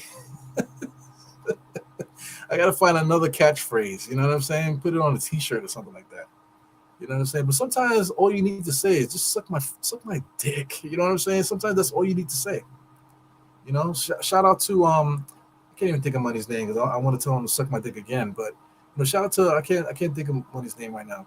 But I mean, whoever I said it to, it still stands. You know what I'm saying? Bunch of suckers. You know what I'm saying? Just phony, like just suckers. Phony, somebody that thinks that they're better than other people. You know what I'm saying? That type of thing. Just piece of shit, phony motherfuckers. You know what I'm saying? That people seem to love and people like to equate with, oh man, I love your work, you're so good. But meanwhile, like to the real people, you see that this person is a piece of shit. You know what I'm saying? But pieces of shit tend to move up in life much faster. You know what I'm saying? That the people that are really like real from the heart. You know what I'm saying? So anyway, I just gotta say that. There's a lot of phony people out there, man. But like I'm trying to say, people love phony. Shout out to hip hop. Right now, there's a lot of all this drill rap, all these guys talking about these guns and killing people and stuff like that. And these people are not for real. They're not real. And even if they were real, why are we glamorizing this bullshit? You know what I'm saying? That's not what hip hop is about. I saw a video as the Knicks are playing 66 to 54. Not really much action here. A lot of missed shots going on at the moment. But shout out to there was a video where they were making fun of the old school hip hop, talking about and they were like laughing. I was like, hey, I'm trying to party, have a good time. Yeah, but that's what hip hop was all about. It was about partying, having a good time and stuff like that. But why is partying and having a good time like something to clown? It's more fun to talk about how much guns and how many people he's shooting and all this drill rapping and all this negativity, and the battle rapping, all this negativity that's out there in hip hop. People would rather see that than to have something positive. It's just crazy, man. You know what I'm saying? Like, I'm gonna pack this guy up. I'm gonna pack his takes up. You don't know what you're talking about. You're an idiot. Okay, whatever, man. Suck my dick. Okay, suck my dick. That's how I feel about it. So anyway, 68-54. The Knicks are running these guys out off this court here. So got a minute and change left. And let's finish this up with some basketball talk here. 141. Got Bam Adebayo with a spin move met by a double team, man. 3-second violation. They don't call that no more. Cross court pass to a corner 3-point shot, and he misses that. Bam Adebayo definitely got some offensive foul shit going on there as he spins there into the basket. Misses another layup, you piece of shit bomb. Julius Randle with the rebound, gets the dribbling up here on the corner, goes right at Jimmy Butler, sails in, get somebody a 3-point shot. That's Mr. Brunson with a freaking basically a fast break 3-point shot there based off of what a Julius creation just now. So the Knicks are kicking their ass right now, 71-54. Tyler Hero should have shot it, kicks it back out, gets it back to Bam. Shout out to Bam, going to spin baseline. He's spinning baseline. He's going to spin baseline. Is that Jimmy Butler? There he goes, Jimmy Butler, somebody. So Bam Adebayo tries to fake a foul there. Was that Adebayo? I can't really see. I think it's Jimmy Butler. So the Julius Randle just throws Jimmy Butler to the floor. So I think that's Jimmy Butler. So Julius Randle a little bit too overzealous. Jimmy Butler definitely threw himself to the floor. That should be a technical foul. So watch this. Julius Randle has to stop flailing his arm. Jimmy Butler totally threw his body on the floor. It's a piece of shit. So that's what happens when you can't win regularly. Just cheat. So that's what these guys are doing right now, cheating for the Knicks. I mean for the Miami Heat. Throwing himself to the floor there, causing Julius Randle to get called for a foul. At the same time, Julius Randle got to clean those plays up. Don't give these guys anything that they could pull from. So here we go. A stupid play by Jimmy Butler makes Tyler Hero get a layup there. So the score is 71-56 with 32 seconds left in this half here. We're gonna get into some halftime stuff in a second, guys, man. So I just want to make sure everything is. We just catch up because I'm way behind, man. Yeah. Yeah, I missed that. RJ needs to do squats, calf raises. He needs to do what are those shits called? The freaking shin machine, to build up his shin muscles. That guy is crazy. So Ray says, who do you want to play in the first round? I'll play anybody. I feel like the only team I don't want to play in the first round is the Bucks. I think the Bucks is our Achilles heel because we can't defend the 3-point shot. And those guys, they just do a great job of getting threes. Everybody can shoot threes except Giannis. And sometimes Giannis can shoot the three. So Knicks are playing really good defense there, man. Blocked shot there in the corner there. So was that Julius? Julius just blocked the shot in the corner, man. Julius is going crazy, man. Look at how he's walking. He's walking like he shit himself. You know what I'm saying? You know that walk when you farted and you got a little wetness in there, man, and you're trying to get to the bathroom? That's how Julius Randle is working. That energy that he has right now is impeccable. It's incredible, impenetrable. That sounds like freaking Clyde out this motherfucker. But yes, man. The shout out to my man Ray here. Yeah, man. I don't want to see the Bucks. That's the only team I don't want to see. Cleveland, of course, that's going to be a good matchup. Everybody kind of wants to see it, and I think it's a foregone conclusion. If the Knicks can overtake that 4th seed, then we'll play Cleveland. But even if the Knicks listen to this. Even if the Knicks get the 5th seed, we have the tiebreaker. So if the records are even and the Knicks are 4-5 or whatever, the Knicks have the tiebreaker, so they'll get the home court advantage. So all that is interesting, man. But I think we have a good chance of overtaking, Cleveland outright, with into that 4th spot. So man. So anyway, regardless, 4th or 5th, we have a really good high chance of playing Cleveland in the first round. So. Playing Cleveland, I think it will be a battle. They have us as far as size is concerned. What I want to say, playoff experience. They have a lot of guys that play playoff basketball. You got Karis LeVert. Karis LeVert could step up all of a sudden, start really contributing offensively. They have size on that squad there. But the Knicks, they just play much more physical. The Knicks can move the ball around. If we can continue to play how we're playing right now, I don't see how Cleveland beats us. Unless Donovan Mitchell averages 50. Donovan Mitchell will have to average like 40 to 50 points in order to really whip our ass. And then maybe Garland will have to contribute also. Some of those other guys too, man. The Knicks, with a team like Cleveland, They don't really shoot threes like that. You know what I'm saying? But they could shoot threes if the Knicks are not playing their style of basketball. If the Knicks not playing their style of basketball, then Cleveland can beat us possibly. But if the Knicks are playing our style of basketball, physical, moving the ball, playing defense, and that type of thing, then we should beat Cleveland. In the 7 game series, I want to say like 4-2. We should be able to beat Cleveland. Maybe even less than that, maybe 4-1. 4-1, 4-2 against Cleveland. At least that's what I'm hoping. Second round, we're probably going to play the Bucks in that second round if we're going that route. So if you play the Bucks in the second round, if the Knicks can get down on the 3-point shooters, then we'll be fine. As far as Giannis, the Knicks do a really good job of sealing off Giannis at the foul line. You know what I'm saying? Forcing Giannis to do something, forcing him to be a shooter, stopping him from getting to the lane. The Knicks do a really good job at that. We have the bodies to keep him out of there, the speed in the bodies, the strength to keep him out of there. Like I said, the problem is the shooters. The Knicks have to stay down on the shooters. So that's the only thing, though. But listen, because the Knicks could beat the Bucks, you know what I'm saying. But the Knicks will beat like a series.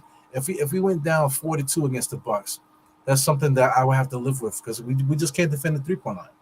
But if the Knicks somehow could figure out that game plan, then we could beat the Bucks in the 7-game series. I'm talking about 4-3. We could beat them 4-3. That's possible. You know what I'm saying? Shout out to Drew Holiday, who always finds a way to beat us too. But that's what I'm thinking right now, man. So let me I'm behind 61 messages, man. Because my man posted this at 9. It's like 9:25 right now. Or 9:15, whatever it is right now. So let me just try to catch up to this point here. Yeah, Cleveland is really tough at home, but the Knicks are a good road team. Like I said, if the Knicks go overtake Cleveland, the Knicks will play in the Garden. We have to do our job. So whoever is so blessed to go to a Knicks playoff game, you guys have to show up to the Garden and go fucking buck wow. And we have to bring it back in the days. You know what I'm saying? So let me do this real quick before I start doing. I'm gonna have to blow through the halftime report. You said we also play Cleveland in like our 38th game, so it's going to be us versus them. Hey man, statement game. This is the time. This is the time where we play, where it's time to do statement games, man. You know what I'm saying? Definitely. So every time we play somebody, we have to let them know who we are. Right now, us beating the Miami Heat right now, 71-56 at halftime, is crazy right now because we're playing against the Miami Heat in Miami. You know what I'm saying? So they're not taking care of their home court. They're getting embarrassed right now. Here goes Joey McGeechin. I'm just taking a look and see who guys here. Just make sure I say what's up to you guys. I know I see you. Yeah, man. Yeah, so that's about the whole suck my dick thing, man. Yeah, female refs. Yeah, she sometimes she does a good job. So anyway, let me just hit them thumbs up there. So I'll leave this here while I get into the halftime report. So let's do some halftime report stuff, guys. So let's get into the summary. This is the quarter summary: 37-31 in the first quarter, 34-25. So the Knicks are just kicking their ass there. So basically, we didn't score as much, but the same differential. You're talking about 6 points there, and what's this? 11 points there, right? No, that's 9. So there's 9 and 6, right? So we're definitely kicking their ass right now, 71-56. Let's just maximize this really quick, or minimize it, I should say. Let's leave it there. See how that looks. Get into the game charts, guys. So game charts. Okay, gonna have to minimize it one more time. There you go. So this is the Knicks on one side. Knicks on one side, Miami Heat on the next. So look at the Knicks. A lot of green in the middle, man. So the Knicks are getting all their shots in the middle, and they're doing what we need to do on the inside. We're getting our corner threes, as you can see. For some reason, we don't make threes on the left-hand side compared to the right-hand side. We're getting our transition threes. You see the 3-point shots way out here. I didn't even notice they do the footage. You got 28 feet here.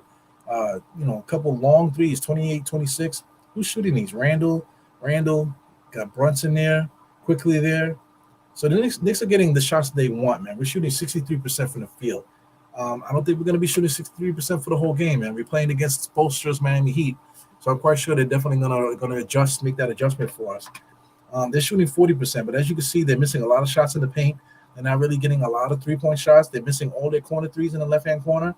Not really getting a lot of threes up. Everything is on the inside. So shout out to the Knicks swarming defense. The Knicks have done a great job, especially since Josh Hart's gotten here to really close out on shooters. And I feel like our defense is becoming impenetrable right at this moment because you can see there's no corner threes on the right hand side at all. You know what I'm saying? All the shots on the inside. If they get into the paint, the Knicks are doing a great job sealing off shots in the paint. You know, if you get to the rim, that's one thing. You know, because those are usually off of mistakes, off of offensive rebounds, that type of thing. But once you get into the paint, the Knicks do a really good job of forcing teams to miss that way. But like I said, the rotations have been impeccable. You know, and our defense has definitely picked up since Josh Hart has gotten here, man. So our largest lead says 17, man. So woo, Knicks are doing their thing. I'm not good at math, man. So what's 56? 56 to 66. So what is that? That's 15 points. So we're up 15 points now. So we're almost at the largest lead. So 17 was the largest. We're at 15 now. We're dead even in rebounding. Assists, we got 16 to 10. So I mean, the Miami Heat doesn't have really a passer, so they're really looking to figure it out there on passing the ball there. So the Knicks are definitely up 16 to 10. That's incredible. 5 to 4 steals. They're up there by one. We got 3 blocks there, 6 turnovers apiece, 60 to 40% on the field goals, 44% from three for us, 35 for them. They didn't even attempt as much as we did, though. 93% from the free throw line, 64 for us. Points in the paint, it's kind of even, 28 to 24. We got second chance points. Miami Heat is killing us with second chance points, 12 to 3. That's something that's got to change. The Knicks usually do really well in the second chance points. Fast break points, the Knicks are dominating them, 17 to 4. That's incredible. That's something that's new. That's new to the second half of the season that the Knicks have been doing really well on the fast break points. So points in the paint and fast break points are kind of go hand in hand, because if you're gonna score in the paint, it's because you got fast break points, scoring in the paint, kind of the same shit. Second chance points, that's surprising me that we're getting clobbered like that, because we're such a good offensive rebounding team with Julius, Ihart, Mitchell Robinson. RG's a good offensive rebounder. Quickly is a good offensive rebounder. Josh Hart. You know what I'm saying? So we have a lot of guys that get on that ball. So that's something that stands out to me there. So if Knicks can get control these boards on the second chance points and can continue to run the ball down their throat on the fast break and control the paint as far as points in the paint, you should be fine. You know what I'm saying? Still keep that defenses swarming. Miami Heat are going to be looking to try to get threes and stuff like that. So, we definitely gotta be aware of that, man. All their freaking bums like Cody Martin and freaking Gabe Vincent and Mark Struss and Tyler Hero, those guys. We just got to keep them off the free throw line, 3-point line. If you keep them off the 3-point line, like we've been doing this first half, we should be fine, bro. You know what I'm saying? So let's check out the box score. Check out the box score really quick. We're gonna look at the Knicks first, man. So like I said, it always takes NBA.com for a long time to get the starting lineup together here. Well, let's look at Julius Randle. Julius Randle got 25, 6, and 2 right now. That's in the first half there. He only played 16 minutes. If he double that up, guys, he could have 50 tonight. You know what I'm saying? So the way Julius Randle is playing with him shaking, he's almost like he's shaking out there. So if he can continue to play like how he played in that first half, I would love to see this guy get 50. You know what I'm saying? Just to break that break that milestone, because he hasn't done it yet. He's had 40, a lot of 40s. I don't think Julius Randle has had 50 as a Knick. I don't think he's had 50 at all in his career. So that's interesting, man. So I want 50 points for Julius tonight, man. That would be awesome. Josh Hart contributing. I feel like Josh Hart, you only have 5 points and stuff like that, but look at the rest of the stats. You got 1 block, 1 steal, 2 assists, 3 rebounds. You know what I'm saying? I feel like and he's 2 for 2 from the field, 1 for 3 from the free throw line. He's got to clean that up. But he's a plus 20. So the plus 20 definitely tells the whole tale there. He's leading us in plus and minus. I don't really like to look at plus and minus, but it's just a point that when he came into this game, he definitely makes us so much better, man. So I feel like the second unit where RJ came off the bench with IQ, I felt like they galvanized the team and made us so much better during that point. So that's something that's important there. Obi Toppin, who I'm trying to say that Obi Toppin should probably start, just so RJ could play with Josh and IQ off the bench. That would be nice. But Obi Toppin doesn't contribute, man. 1 for 5 from the field. He only has 1 rebound, 1 assist. Obi Toppin is garbage, man. I got to tell you that. Obi Toppin is garbage. I just realized that my fan has been on this whole time. I got like a baby fan on here that keeps my nuts cold. Well, while I'm doing a podcast, and the thing's been on for like days. Fuck. Anyway, Brunson got 12 points, 7 assists. He's doing his thing. They're doing a really good job of getting the ball out of his own hands there because they're definitely locking him up. He's 3 for 4 though, which is interesting because he's 3 for 4, and they're locking him up, but he's still able to score on his opportunities that he does get a chance to do. Grimes is quiet, but even though he's playing a good team game, they're similar to Josh Hart. Um, Hartenstein, same thing. Only 2 points, got 3 rebounds, 1 assist. 7 minutes, basically 8 minutes there, but he's basically just doing the same thing. Same thing like Josh Hart, same thing like Quentin Grimes, just providing that energy and things of that nature. Mitchell Robinson got 16 minutes today, but this is goes into the point why I keep saying that I don't like Mitchell Robinson because he the last 3 games or so, ever since he's been back, he's been completely incredible. But then now you play against a physical team like Miami Heat, and he's not there. And no blocks. He does have a steal. He got 3 rebounds in 16 minutes. Mitchell Robinson, for somebody that's only there for defense and rebounding, he should be dominating this Miami Heat team. But like I said, Miami Heat plays more physical and they play much more smarter. And this guy's nowhere to be found. You know what I'm saying? So this is the problem with Mitchell Robinson. So like I said, all these assholes that are not good people that are getting opportunities and stuff like that, they're talking about Mitchell Robinson, saying that he's like the best center in the league or top 5 or top 2 or top 3 centers in the NBA. Well, look, what about tonight? Does tonight count? You know what I'm saying? Does tonight count that he's one of the best centers in the NBA? You know what I'm saying? I guess it only counts when you say it, right? So anyway, I just don't fan like that. I don't fan jerking off my players if they don't deserve it. You know what I'm saying? When Mitchell Robinson plays well, it helps the team. You know what I'm saying? But as you can see, Mitchell Robinson's not playing well tonight, particularly well, but we're still dominating. So we don't need Mitchell Robinson really. You know what I'm saying? We need him to go to the next level, yes. But we could dominate teams and Mitchell Robinson doesn't have to contribute. You know what I'm saying? So that's why I keep saying that I'm not a fan of Mitchell Robinson's game because of games like this. Like he's not contributing at all. No free throws, no field goal percent, no field goals at all. Only 3 rebounds in 16 minutes. Come on, man. That's not enough. In comparison, Julius Randle has 6 rebounds. In comparison, Isaiah Hartenstein only played 8 minutes and he got 3 rebounds. So you mean to tell me that Mitchell Robinson can only get 3 rebounds in 16 minutes? Like he should have 6 rebounds at least. 5, 6 rebounds, not 3. He shouldn't be finishing with 3, 16. Especially that's your only job. He should literally have 10. You know what I'm saying? If a guy is so dominant and this, that, and the other, that people keep talking shit about Mitchell Robinson, that he's so dominant and this, that, and the other. Like, okay, if he's so dominant, why the fuck he only got 3 rebounds in the first half? You know what I'm saying? I just don't get it. I refuse to dick ride these players that they don't deserve it. You don't deserve it. You're not Patrick Ewing, fam. You know what I'm saying? You're not Marcus Camby, bro. You know what I'm saying? You're not even Kurt Thomas. Cut the bullshit. I can't fan like that. Shout out to Jimmy Butler. He got 19 points. Just the wackest 19 points that I've ever seen. Tyler Hero also is contributing with 12. This guy Bam Adebayo is having a horrible game. 4 points, three assists, only 1 rebound. Knicks are doing a really good job of sealing him off. I felt like he was like finding it very hard to score on anybody that was guarding him. Because it wasn't just Julius; it was other people that was guarding him too, and they were just holding him down. He was getting shots, he was making his moves, but he just wasn't able to finish because I think the physicality of our Knicks has really gotten to his head. So they're showing Julius Randle talking shit with Jimmy Butler there, and Jimmy Butler smiled. See, Jimmy Butler kind of played himself with the contract for the age, because Jimmy Butler would be a nice player to have as that starting, small forward at this point right now for the Knicks. That would be freaking awesome. You know what I'm saying? But these guys, I know they want to get paid and stuff like that, but do you want to win or not?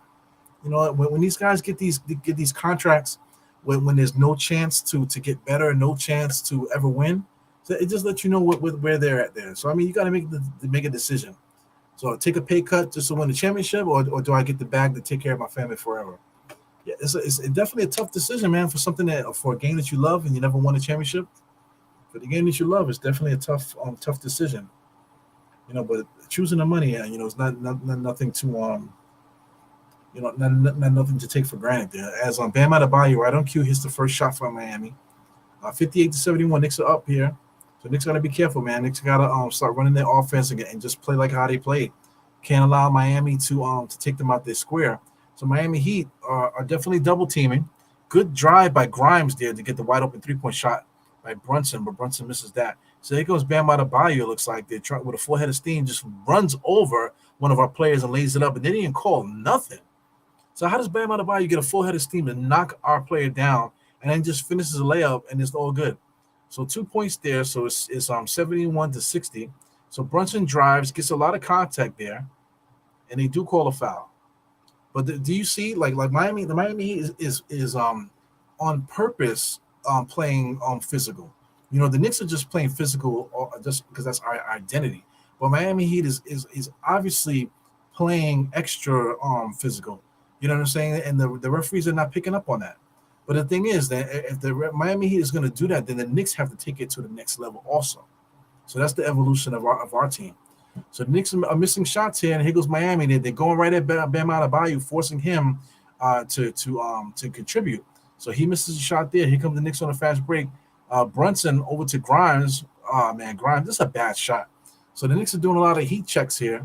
So I anticipate if they score here, then Tom Thibodeau is going to call a timeout. So there goes Jimmy Butler, looks like, and right into it. They go, no, Bam Adebayo. So they went to Bam Adebayo 4 straight times, forcing the Knicks to call the timeout. So here we go. First timeout. This is a nightmare. This is not what we wanted. So let me make sure we get the score back up here. This is not what we want to see after being up by as much as 17 in that first half. We did not want to see this, man. So this is a nightmare by design. You know, they're playing much more physical on purpose. You know what I'm saying? Playing dirty, almost borderline dirty. And they forced the Knicks to come off their square a little bit, take some bad shots. And on their side, they just went to Bam Adebayo 4 straight times. He scored on 3 of them. You know what I'm saying? So, you know, timeout by Miami. We got to regroup here. So let me refresh it on my screen. Make sure we refresh it on my screen that I can keep track on these points and stuff. So Bam Adebayo, like I said, he didn't really play well in that first half. He has 8 points now. So he only had 2 points, I want to say, in that first half there. And then now he scored basically 6 points in just now, right in our face. But in the first less than 2 minutes of this third quarter, Knicks are already calling the timeout. So listen, man, you know, we just got to quiet this, you know, call the timeout, get everybody more organized and stuff like that, and we should be fine. We should be fine. So I'm going to get this on the big screen. So I'm going to try to run this MSG Go thing on my screen again, on my computer. And hopefully we can get this to work. So, I mean, I think they're showing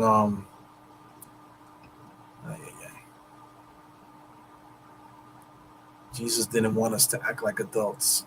He gets us, all of us. Jesus. So they have a Jesus commercial. Sheesh. That's crazy. So that's weird. You know, isn't that kind of weird? Like, you know, having a Jesus commercial? Like they actually basically, what was that? Like the equivalent of having like the Jehovah's Witness, you know, knocking on your door. Like we're watching the Knicks game, and now we got the Jehovah's Witness on our screen trying to give us tracks and shit. So it's crazy. It's all good, you know what I'm saying? But if you do that, then you got to have all the rest of them pop up there too. Anyway, people are crazy out here in the streets. Yeah, man. So I don't know what's going on with MSG Go and their website. Their website just does not work. So I'm on an Arby's commercial, and it's like jumping like crazy. So I might have to just cut it off there. I definitely want to see it the screen much bigger. That way I can make these plays a little bit better. I'm squinting my eyes here, trying to read these things off here. So anyway, the Knicks are back. Let me get this off the screen. Knicks are back. We are at the 5:57 mark. Julius Randle by the free throw line. This is the Joel Embiid play there. Joel Embiid usually gets the ball in the same spot. Like the Julius Randle has no idea where the ball is coming from. He has to shoot a turnaround jump shot off the rim. Basically, what do they call it? Did they call it 3-second violation? So anyway, the Knicks have to figure out what to do there. They just ran the Embiid play. and they didn't do a good job of doing any movement. They just hoped that Julius Randle would get the shot off. But there was no counter. There was no movement there. So we can't do that. Because Miami Heat just driving to the basket there. So that's what they're doing. They just putting their head down and driving to the basket. So they did that. They did that 5 straight times. 4 with Adebayo, and then just now with I think that was Tyler Hero. One of the light skinned guys there. It was Brunson. They won 1-on-1. Finally gets a shot off there for the Knicks, 73-64. So here goes Jimmy Butler. Jimmy Butler on the right hand side being guarded by Grimes. Goes into the double team, comes back out. He's calling for Adebayo to get the ball. So here we go. This is basically 5 out of 6 times to Bam Adebayo. Just put his head down and get to the basket. Now they're at the free throw line.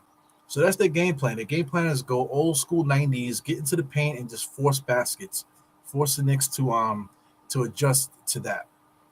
Through that, they're gonna try to get that 3-point shot going too, man. So I get it. Miami Heat ain't low. This is old school basketball. We're down by a lot. Put your head down, drive, and force these guys to defend you. Try to get to the line, slow the clock down, slow the game down. Methodically chip away at the lead. While you driving, they're gonna force the Knicks to stop it. And then while you do that, then start kicking it out to get the threes. I get it. Good game plan by Spoelstra. You know what I'm saying? But the Knicks have to combat that. So let's catch up here. I want to make sure I get everybody close here.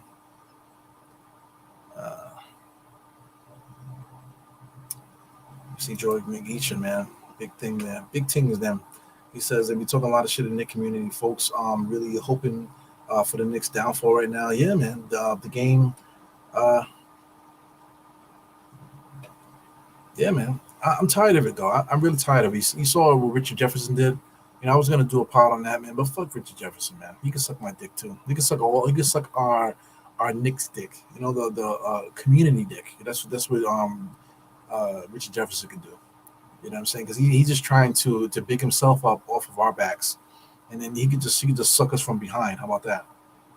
Because that's all he's doing. Because he in order to keep himself relevant, he has to unsolicitedly call our names out, just so he can big himself up, man. So I freaking hate people like that. He goes Kareem Grant, man. I haven't seen Kareem Grant in a while, man. Miss you, brother. Hopefully we get to hang out pretty soon, man. Let me see. Just paying attention, guys. Am I lying, Joey? Am I lying? No doubt about that, man. Get that butter mid-range jump shot, little turnaround jump shot. Good at boxing out, getting rebounds, double machine.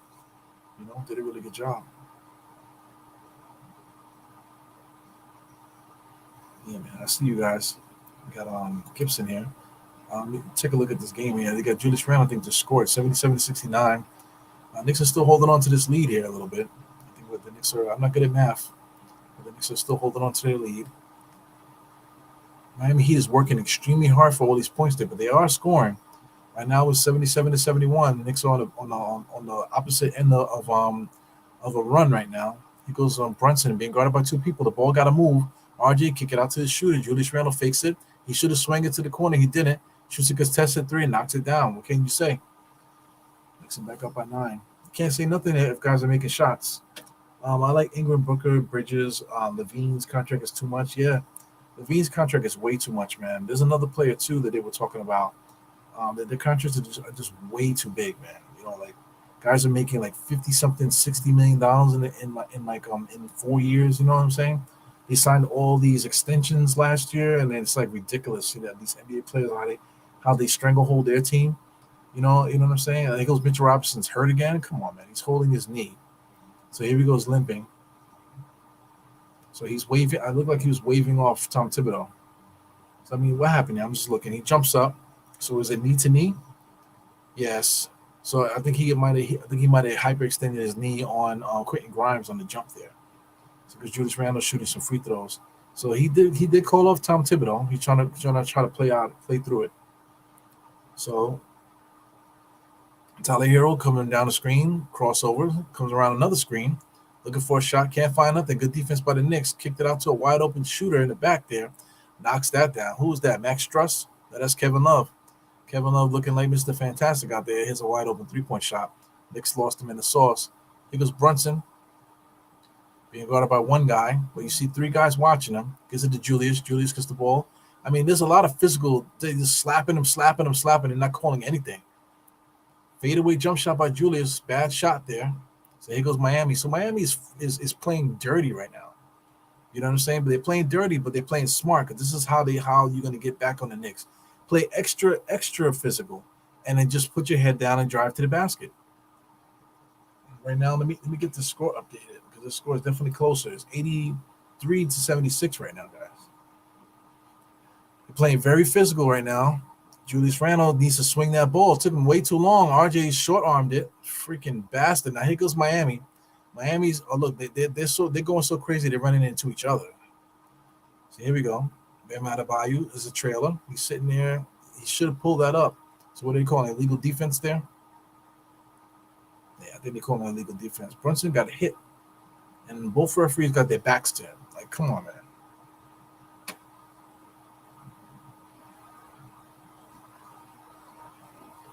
Look at Kevin Love. So it's just regular physical play down there, but I mean, they could have let that go. Why call the foul on Brunson? I don't get it. Yeah. So thank you guys for contributing, man. Definitely take a look at what you said, guys are saying. So Miami scores again. So listen, 78 to 83. It's a 5-point lead now. Miami Heat is definitely doing a great job of chipping in on this lead there. They're sending two defenders at the Knicks with a third one watching. Right now, triple teamed. Knicks are being triple teamed. See three guys watching the ball there. RJ, is that RJ pulled up 3-point shot? No, that was on Julius. Julius is on fire, man. What does Julius have right now? Julius Randle has 30 points at the moment. Here goes Kevin Love there, driving on Julius, driving. Kicks it out to Adebayo there. Adebayo got the ball looking. He's playing, I don't know what he's doing there. Goes into the lane, pulls up. Julius with the rebound. Julius is playing defense and getting rebounds, bring the ball up the court, scoring points, passing, doing everything, man. Comes around, he's dribbling around by himself there. He's being guarded by everybody. Goes right to the basket, kicks it out to the corner, 3-point shot, and Brunson. Brunson makes shots as much as they keep hitting him. He finds a way to make a shot. How does he have that concentration? The concentration to make shots like this. It's incredible. So here goes Miami. Miami's going to force their way to get in there. As you see there, throw his arm down, kick it out. Now they're going to play the 3-point game. Tyler Hero knocks down the 3. So as I said, they're going to be trying to bang it on the inside. Now they're going to start trying to kick it out. So they made their first 3-point shot. Something's going on with the score. They made their first 3-point shot, in this run. So it looks like the Knicks calling timeout. I don't know what's going on here. Looks like the Knicks might be calling a timeout here. No, they're not. They didn't call a timeout. So anyway, the Knicks are up 89 to 81, so that's fine. But Miami Heat is going to start to drive and try to find their shooters. Look, they're running and bumping. RJ wide open 3-point shot, misses that. Kind of a bad shot. Miami Heat are trying to take advantage of a fast break there. They didn't call it. No fouls were called there. They swallowed the whistle. Here goes RJ driving, gives it to Grimes. Grimes kicks it back out to Julius. Julius just launches that shit, misses it. So these heat check fouls are no good, man. Wow, good defense by Julius, but who was that? Jimmy Butler was still able to finish that. Timeout by Tom Thibodeau. So he finally calls that timeout. He should have called it a little earlier than that. So I don't know what's going on with the score here. So the score is correct on the screen, 89 to 83. So listen, good defense by Julius. I don't know what he's on, man. He's on some shit just now. He was a part of the offensive play, and he manages to get back all the way to get that rebound off of that missed dunk by Butler, and then he was able to come in there to make a defensive play on Butler on the next play. So you can't say nothing about Julius, man. He's playing extremely well right now. He's definitely holding us down today. 33 points right now, through 3 quarters. Still got 3 minutes and 50 seconds left. Yeah, man, I feel like I haven't stopped talking since I got on this motherfucker, man. It's crazy. I see Myth. What's good, Myth? Got Francisco Carrillo. What's good, man? Carrillo. JB takes a look and he keeps on ticking. I just don't get it. I don't know how he does that. I don't know how he does that. Like for all the damage he takes all game, the physicality, and then when he gets the open shot, how many corner threes has he made today? Kickouts after getting thrown around, triple team and stuff like that. He still finds a way to pull up a shot, contested, and these threes have been contested too. Still knocking them down. Guys, unbelievable. Miami's hitting threes, which they don't usually do. 28th, yeah, Heroes killing us. But that's the game plan. If I was Miami Heat, that's what I would do. We're down big. Just put your head down, drive, try to get some layups on the inside, force a physical play. Force the Knicks to play physical with you. What's going on here? I'm just looking to see if I'm going to be in this thing here. This shout out to Anthony MSG. I was hanging out with him at that Brooklyn game. Yeah, Anthony MSG is kind of funny, man, because I've seen him so many different times. He acts like he never seen him before. I get it, it's all good. But meanwhile, all his friends that he hangs out with remember me, but he doesn't remember me. So, and for all the thousands of people that he meets from every single day with all these meet and greets and stuff that he does, I get it. You know what I'm saying? So, but shout out to Anthony MSG. He's a cool dude. Yeah, very cool. Shout out to what's my man's name? Elgin, my man Elgin. That's his one of his best buds there. Always shows up for Anthony. He's super dope, man. That if you want to talk about having a podcast, that guy needs to get a podcast. He had a crypto podcast that was pretty good. I wish I had that queued up there so I could share it. But he's definitely a dope dude, man. Some people are just stars, man. You know what I'm saying? For those that some people some people think that they're stars, so that confidence is a little bit annoying sometimes. But some people are just stars and they don't give a fuck. Some people are just super cool, right? And then that's it, and they're just cool, and you're just lucky to know them. You're lucky to be in their presence, and they don't realize they don't really realize how cool they are, or maybe they know they're cool, but they're just so cool that they just like if you see them, you see them. You know what I'm saying? They don't have no real, I don't want to say ambition, but just don't give a fuck. Just don't care about of connecting in that way. You know what I'm saying? They're just gonna do their shit and be cool, and that's it. You know. So he's pretty dope.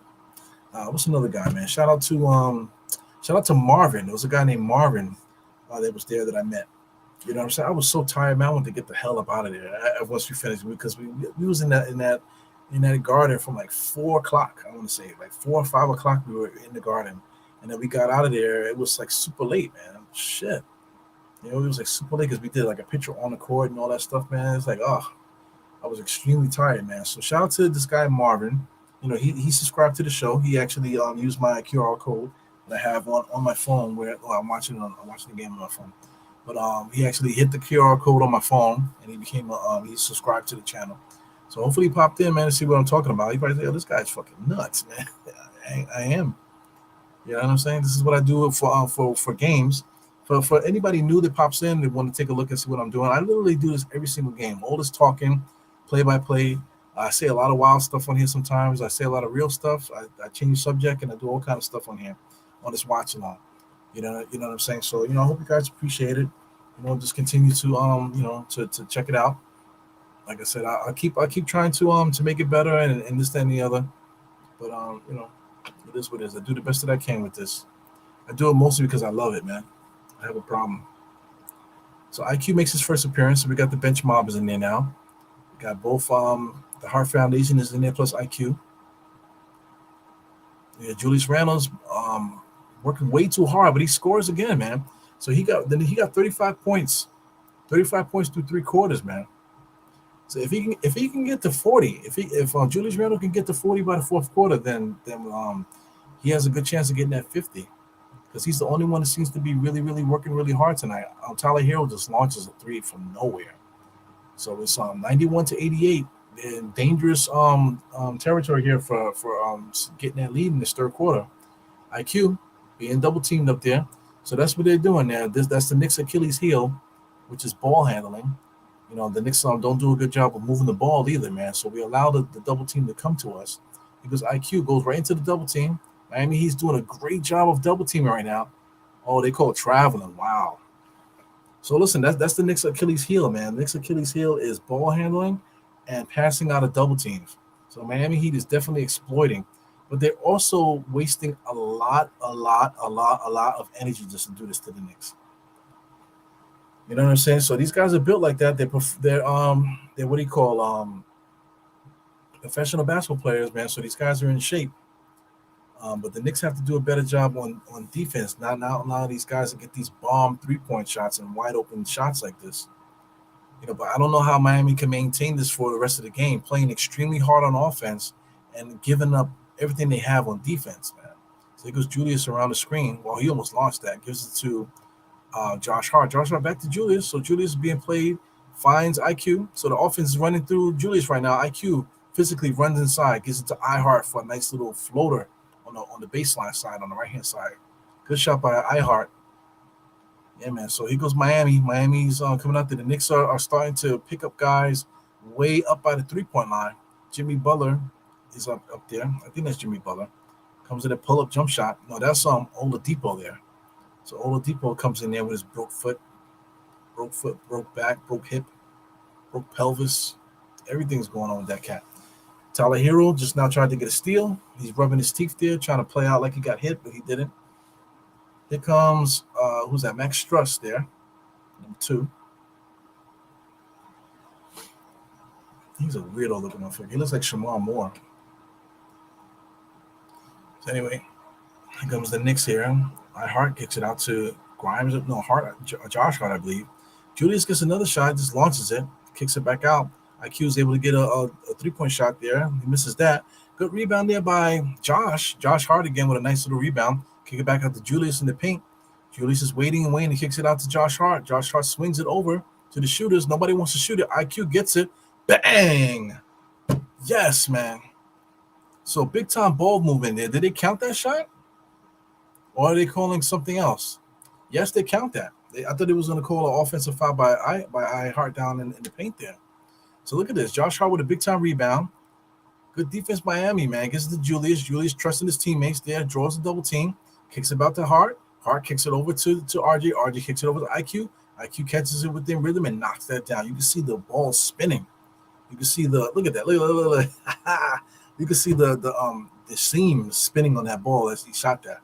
So big time play there by IQ there.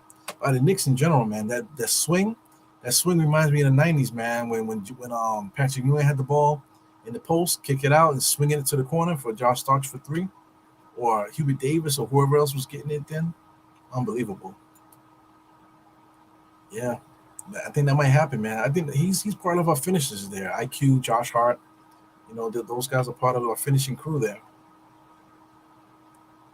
So Brunson went to the locker room. I think he might have the shits. Hopefully he didn't hurt himself. So that happens, man. Sometimes I'll be doing a podcast. I gotta take a piss or I gotta take a shit. What do you do? What do you do when you're talking like that? You know what I'm saying? And like you're doing your job. You know what I'm saying? You really gotta use the bathroom. It happens. You're human. You know what I'm saying? So like playing basketball, but that's the thing that when you're playing sports, right, you rarely have to use the bathroom. When you're playing, once the adrenaline gets pumping and your body starts to lock it up, you really have to pee.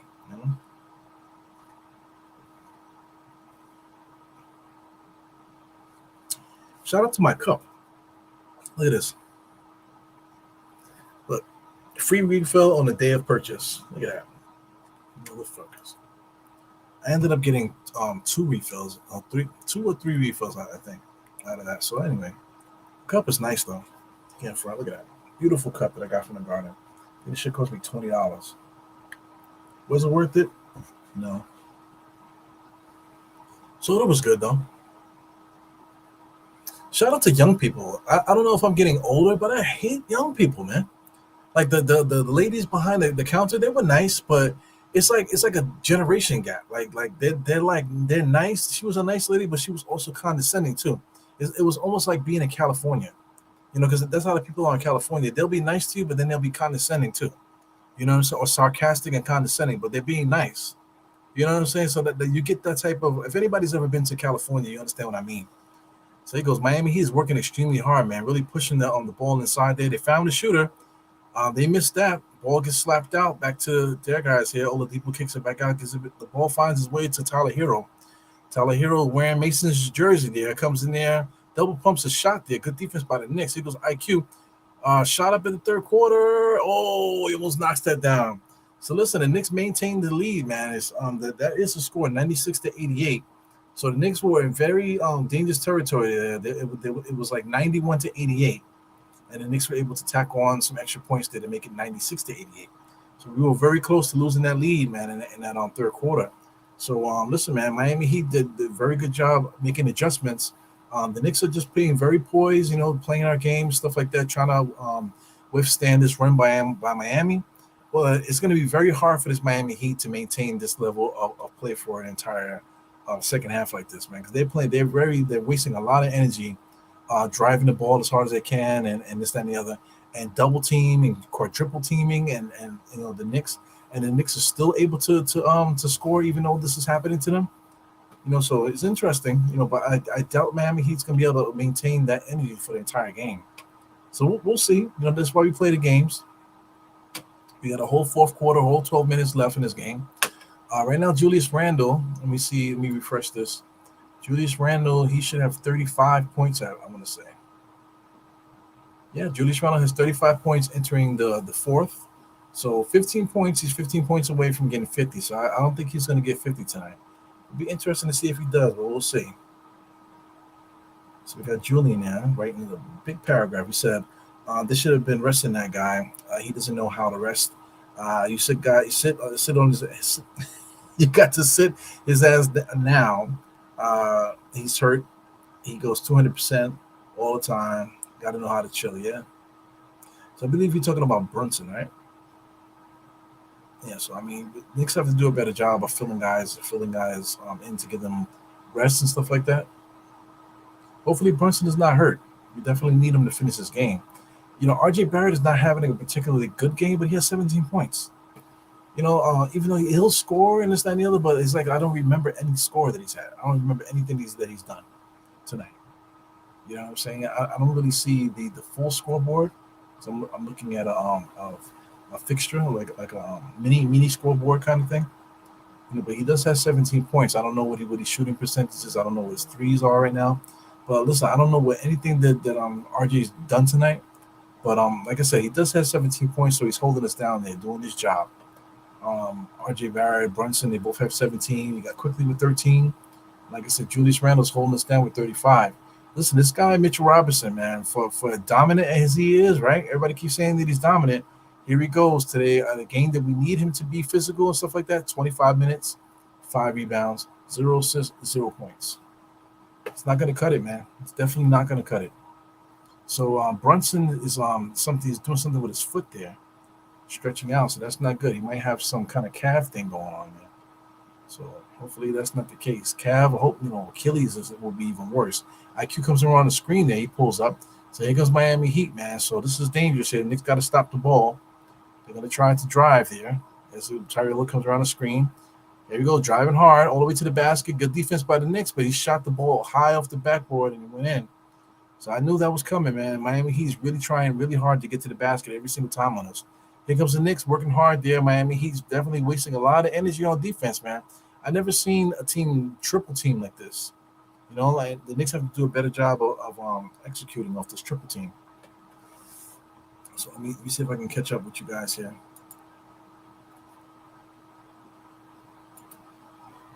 Yeah, Quickly's doing his thing, but we need Brunson back in the game. Yes, absolutely. So hopefully Brunson can get himself together. If Brunson can play, he will. So like I said, right now we're like 11 minutes and 18 seconds right now. Knicks are doing their thing. All the way to the basket. Here comes Miami Heat on the fast break there. They're going to look to get the ball down on the court on us. They found the transition three-point shot. They weren't able to get it off. There goes Matt Struts there. I hate that guy, man. Jamal Moore looking motherfucker. Here goes Josh Hart on the right-hand side dribbling. Looking. Gets it to iHeart. It was a bad decision there. So here comes Oladipo there. Fast break points by the Knicks there. And they blow the layup. I don't even know if that was a foul. That's garbage. But anyway, that's garbage. Josh Hart is pissed off. So that was a bad pass, though. You always blame the passer. But I really don't understand what he was going there. He could easily just pass it to the left of him and got the guy. So anyway, right on cue. Myth, right on cue. You got Brunson coming in here. So I think Brunson coming in right now is a little bit too soon. We got 10 minutes and 53 seconds. I think it might be too soon for Brunson to come in. So maybe they're gonna get him in there for now just to see. But we're gonna need him for the rest of the fourth quarter. So is he gonna play the rest of the game? Right now, Jalen Brunson playing 24 minutes right now. So I mean, I guess he could play the next 10 minutes. It won't kill him to play the next 10 minutes because we're gonna need him to play 34 tonight in order for us to get the most out of him. So maybe it won't be so bad for him to play the rest of the game. So I anticipate Brunson staying in this game the rest of the game here. Here goes Brunson walking the ball up the court. Right now, Knicks still got the lead, 96-92, man. Miami Heat is definitely knocking on our door. Brunson going against somebody. Dribbling all the way inside, being guarded by 5 people, kicks it out to iHeart. iHeart to Josh Hart. Josh Hart falls on the floor. They finally call a foul. It's like, come on, man. It's like you almost saw a gunshot. Yeah, like how long is it going to take them to call a foul? It's unbelievable. Look, he got fouled there. They didn't call it. They have to wait till he hit the floor, then they called the foul. It's like, come on, man. Chop the rain in the freaking throat. You predict 44 points? Yeah, he probably would get 44. I can see that. It was Jalen Brunson. I don't know how he does it, man. This was nursing an injury. Comes in there and then tiptoes and shoots a floater with his left hand through traffic. Then comes down the court, gets right back on defense. Unbelievable. Guy got short arms. He doesn't have much of a vertical. You know what I'm saying? It's crazy. He doesn't have a lot of lateral quickness. He doesn't have blow-by speed, but somehow the motherfucker just scores and scores and scores. Wow. Is that a layup? Yeah, they count that layup there by this Khalid Martin. 98-94, I think and the foul there. So Obi Toppin is in there. Obi Toppin is giving Julius Randle blow pause right now.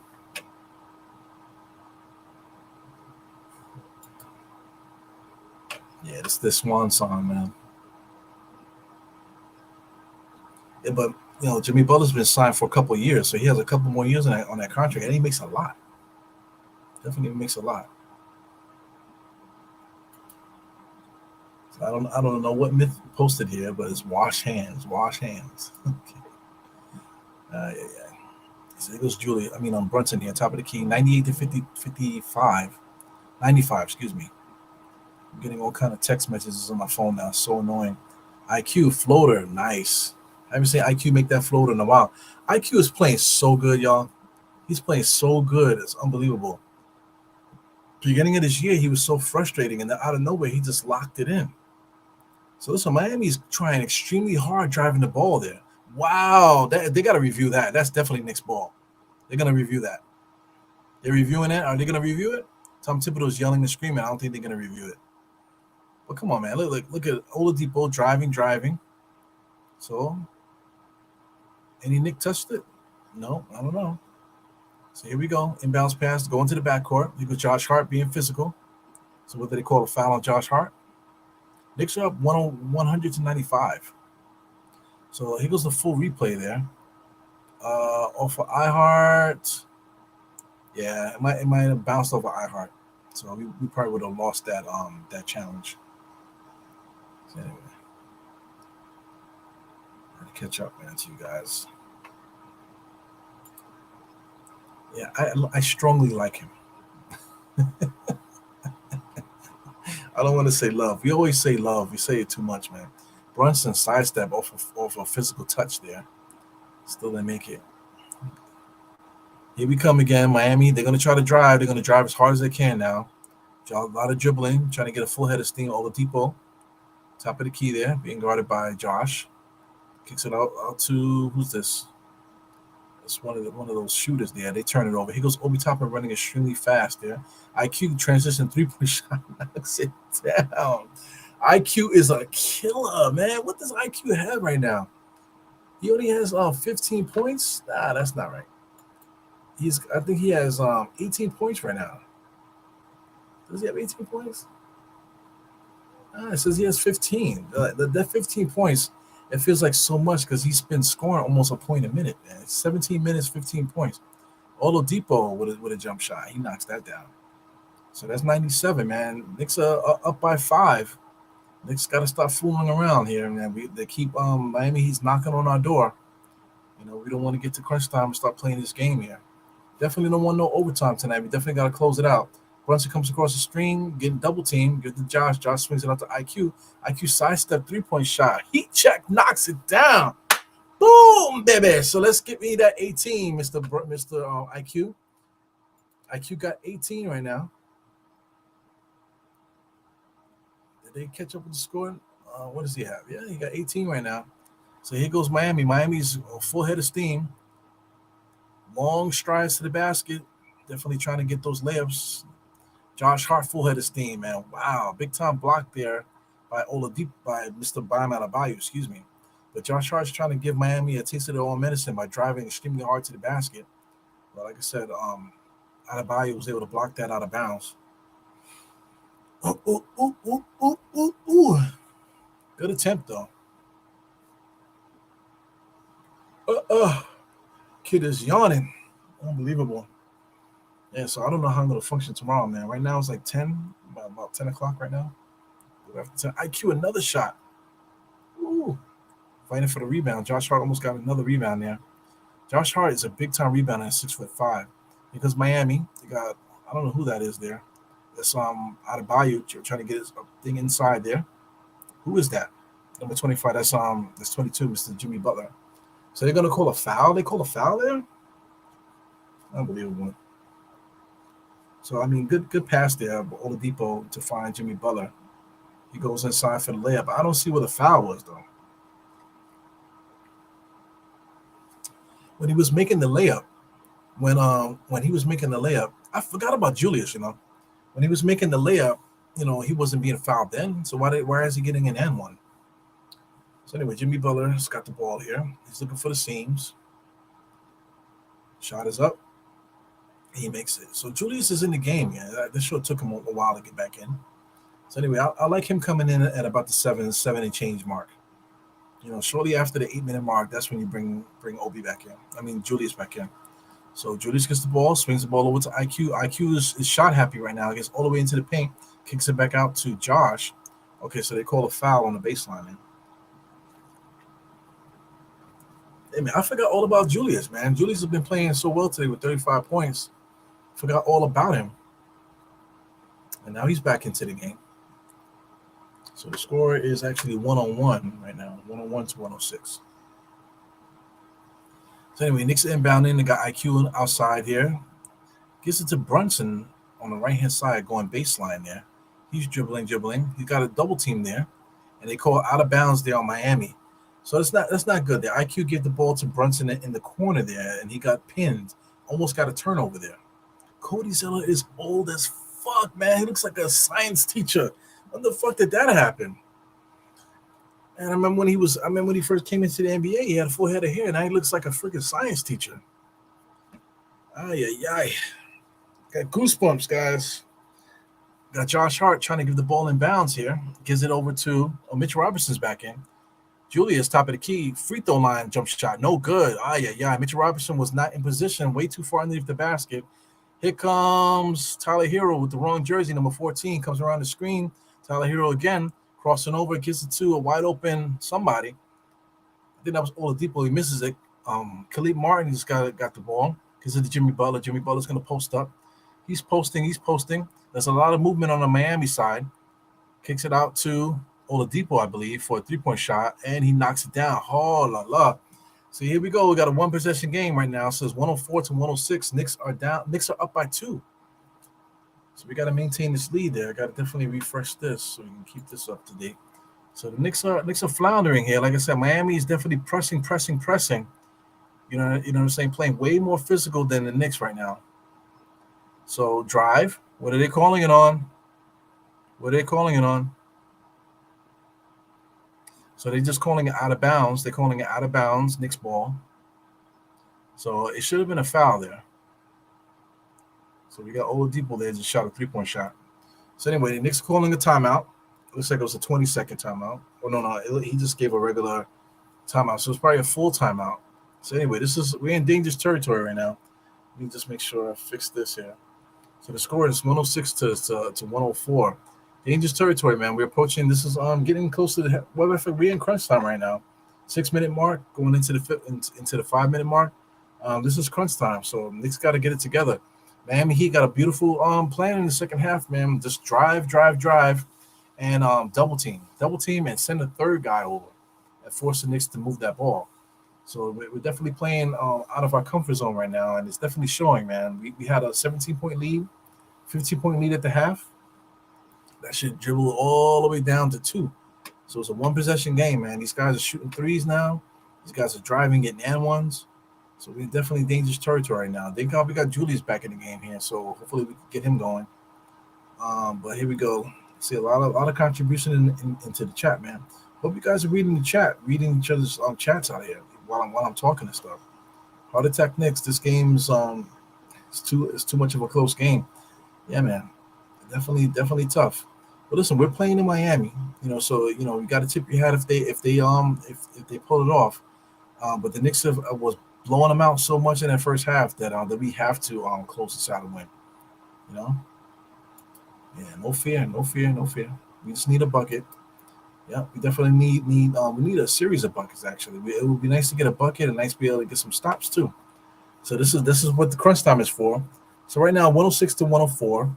So like it's only one possession game. So this is like basically tied. It could basically be tied right now. So what the Knicks need to do, Knicks need to just Knicks need to move the ball. Really, play defense and move the ball. I think the Knicks. I think the pressure from Miami coming at us is taking a lot out of us right now. So the Knicks with the timeout. I think it's a good timeout right now by Tom Thibodeau. So when we come out of this timeout, we just have to be reminded of who we are. Move the ball. You know what I'm saying? The double team, the triple team is coming. Somebody's open. Knicks got to move the ball, and Knicks got to get into position to score.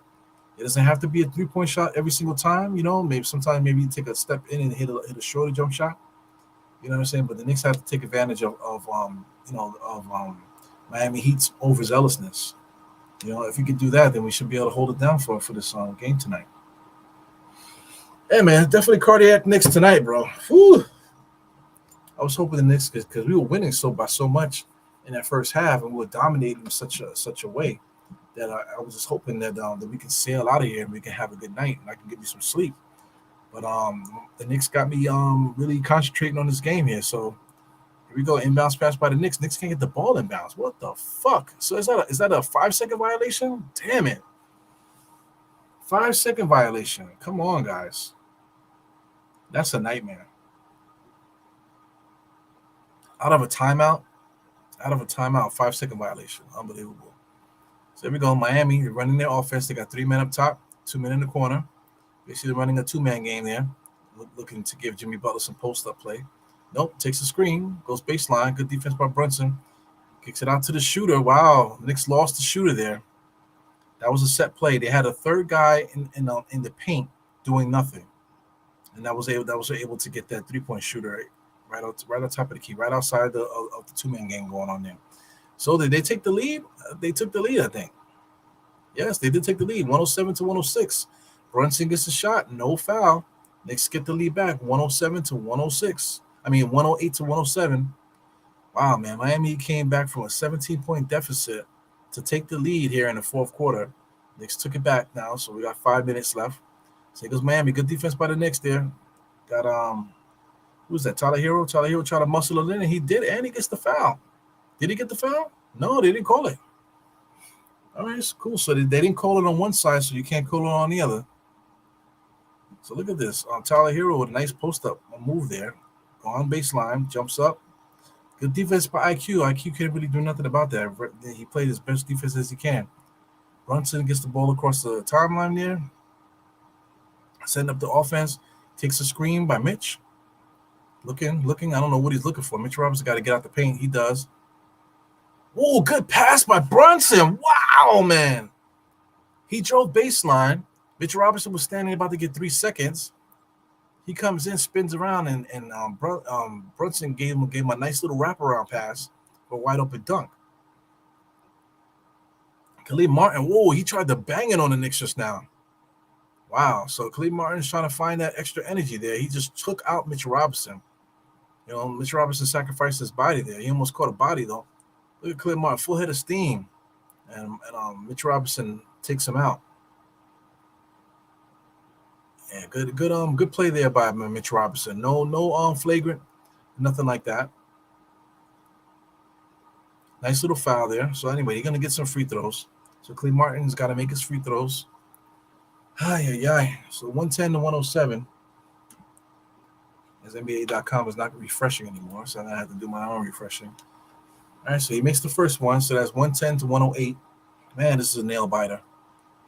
Sheesh. 4 minutes and 29 seconds. Oh, yeah. I gotta use the bathroom. Freaking gotta pee. So he knocks the next one down. So the Knicks are up by one still. So Brunson gets the balls, dribbling, coming across the timeline with 18 seconds left. Same play here. Mitchell Robinson sets a screen. Brunson is in the same spot. So Josh Hart comes over as an audible there, sets up a screen. So these Brunson to go one-on-one, driving, spin around in the paint. Jump shot is good. Man, that jump. How does he get that off? He's so short. He has no arms. He has no length, and he still knocks it down. Pause. Wow, Tyler Hero with a fake three for Oladipo with a layup to the Lord. And the referees bail him out. We got two Miami Heat guys on the floor, like not even in bounds, and they call a foul. Look at Brunson, man. Crossover, step, spin, and then just shoot a jump shot, contest it, and knocks it down. Brunson has alligator arms, man. How does he get these shots off? I will never know.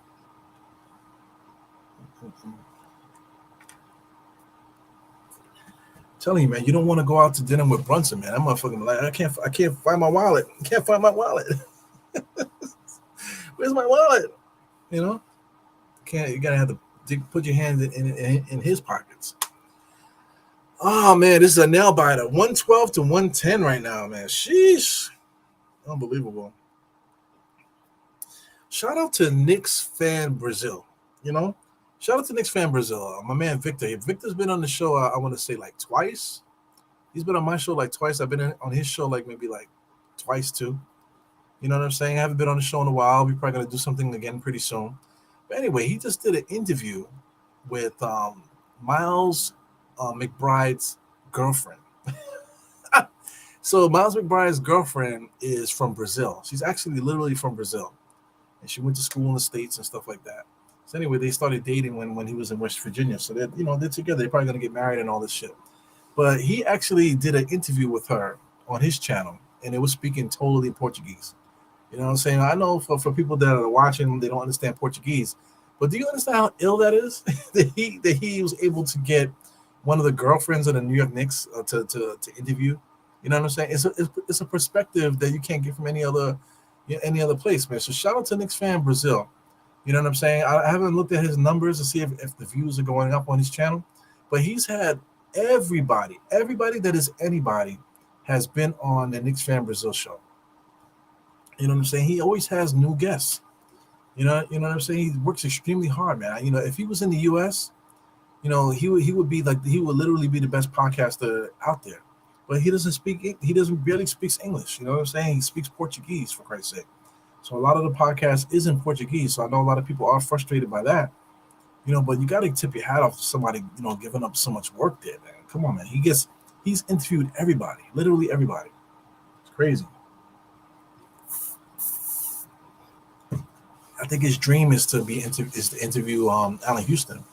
So I'm really hoping that could happen one day. Yeah, man. So big shout out to him. Oh my God. Yeah, refs are doing their thing tonight. Listen, the refs are very frustrating. They're making a lot of weird calls, but they're also swallowing the whistle a lot, man. So if they were making those same calls all night, the Knicks would be in trouble.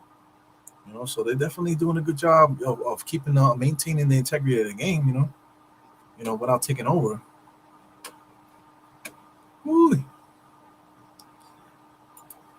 Yeah. Anybody ever seen, what was the name of that movie where they were shooting and they making the bullets turn? The bullets were turning while they were shooting. They would shoot like this, and the bullet would turn around and kill the guy around the corner. I forgot the name of that movie. Anyway, they used to take wax baths and stuff like that. Brunson is definitely gonna need a wax bath tonight, man. The beating he's been taking. Excuse me, Brunson has 23 points, man. The hardest 23 points I've ever seen. Julius Randle has not scored in the second half, guys. 35 points.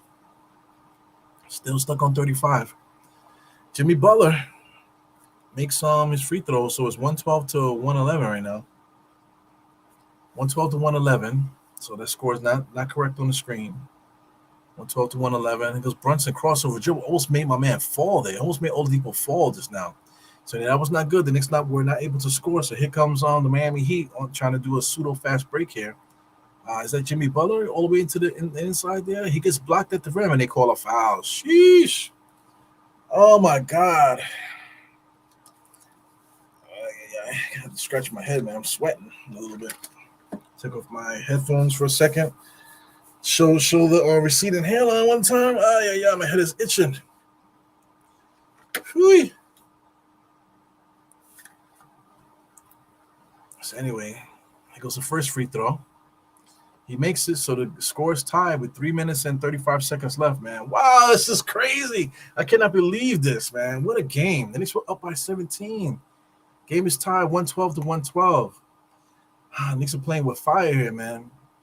Here goes Jimmy Butler with the next shot. He misses that. Ball don't lie. Julius Randle pushes off just now. You got to be very careful.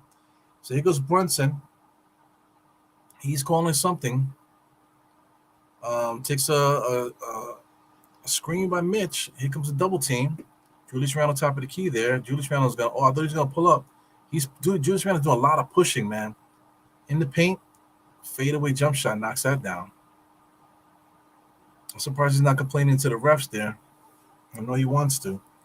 So the Knicks got the lead back again, 114 to 112, man. Knicks are really playing games here with this Miami Heat team. Here comes Tyler Hero there, all the way inside there. Definitely traveled there, might have. Josh Hart, I think, tried to get an acting job there. He might have did get clipped just now by Tyler Hero. Here goes Julius Randle there, taking it by himself there. He's being triple teamed right now, quadruple teamed. There he goes. The ball got slapped out of his hands, man. Julius has to get rid of that ball quicker, man. Get rid of that ball quicker. He holds on the ball. It's way too long. So what was the? Oh, he clipped him. Yeah, when he got up. That's incidental though. That's incidental contact, but he definitely did elbow him in the nose there. Brunson top of the key. 4 seconds on that shot clock. Shot is up off the front of the rim. No good. Knicks are up by 2. Miami Heat full head of steam coming down the court here. Oladipo kicks it out to Jimmy Butler, I believe. So they got Jimmy Butler on all the way to the basket, takes the bump, kicks it out looking for the shooters. None available. Oladipo just drives baseline on Josh Hart. Good defense by the Knicks. Mitchell Robinson almost lost it. Gives it to RJ. RJ, somebody tell RJ that there's somebody coming behind him. So they call a foul there. Shit, no communication. They can't let RJ get the ball stolen from him. Somebody got to say something to him. So anyway, he did brace himself for the foul there. Oladipo definitely fouled him. So Oladipo's playing a lot of minutes, man, tonight. That's good for us. The guy's out there running, look like his legs are weak. So we got RJ. Knicks have had a hard time getting the ball in bounds. So we give it to Julius. Julius was able to seal his man off. So we got a full shot clock here. It's down to 15. Brunson drives left, fakes inside off the glass and knocks it down, man. 25 points for Brunson. The hardest 25 points he's had all season, man. I gotta say. Guy is so freaking tough, man. Oladipo, stops the dribble, spins around, gives it to Tyler Hero. Tyler Hero fakes, comes around the screen, looking. Shot is up, alley-oop to Oladipo. Got the alley-oop. Still trading baskets here. 116 to 114, 144 left in this game. Here goes Brunson bringing the ball up the court. Comes across the timeline at the 17-second mark. Here we go. Mitch Robinson was faking like he was going to do a pick. Leaving for Brunson to get caught up there with a basically surrounded by three Miami Heat there. Julius on the inside, interior pass to Mitch Robinson. He wasn't ready. That should be next ball. Yeah, so Miami Heat's definitely scrapping in there. Good pass by Mitch Robinson by Julius to Mitch Robinson. Mitch Robinson wasn't able to hold the ball, but it's out on Miami.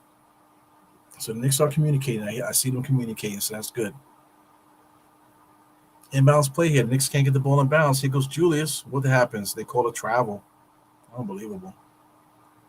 So I don't know what's going on there, man. The Knicks have a hard time getting that ball in bounds. I just don't get it. So anyway, Knicks are up by two. One thing that we don't need is a three. We don't need Miami to hit a three on us. We've been doing a good job holding these guys down. It would be nice to get a stop. That's what we really need now. We're getting close to that 1 minute mark. So it'd be nice to get another stop by Miami. Foul line jump shot is no good. And he short arms it. Shout out to Jimmy Butler with a spin there. And he spins it and gets it off the glass. So that ties the game 116 to 116. So we're getting close to that 1 minute mark. Is the Knicks calling timeout? So the Knicks are calling timeout. Sheesh. So that was a good play by Jimmy Butler there. But it was a shot that it was good defense by the Knicks. But it was the pivot there. I mean, that foul line jump shot was a killer. But Jimmy Butler was able to get that rebound, and the Knicks got out of position. You know, they basically were trying to get a jump ball on him there, but that jump ball situation spun Jimmy Butler around and was able to get him wide open for that layup there. So I don't want to see that replay anymore. That shit is annoying. But the alley-oop, that took a lot of balls to throw alley-oop at this stage of the game. Mitchell Robinson is not having a good game today, guys. Oh, my God. He's not playing really good defense right now. He's not rebounding the ball. Mitchell Robinson, in 31 minutes, he got 6 rebounds, y'all. 31 minutes, he only has 6 rebounds. Totally ineffective today. You know, shout out to Hartenstein. Hartenstein played 15 minutes, got 4 rebounds, 4 points.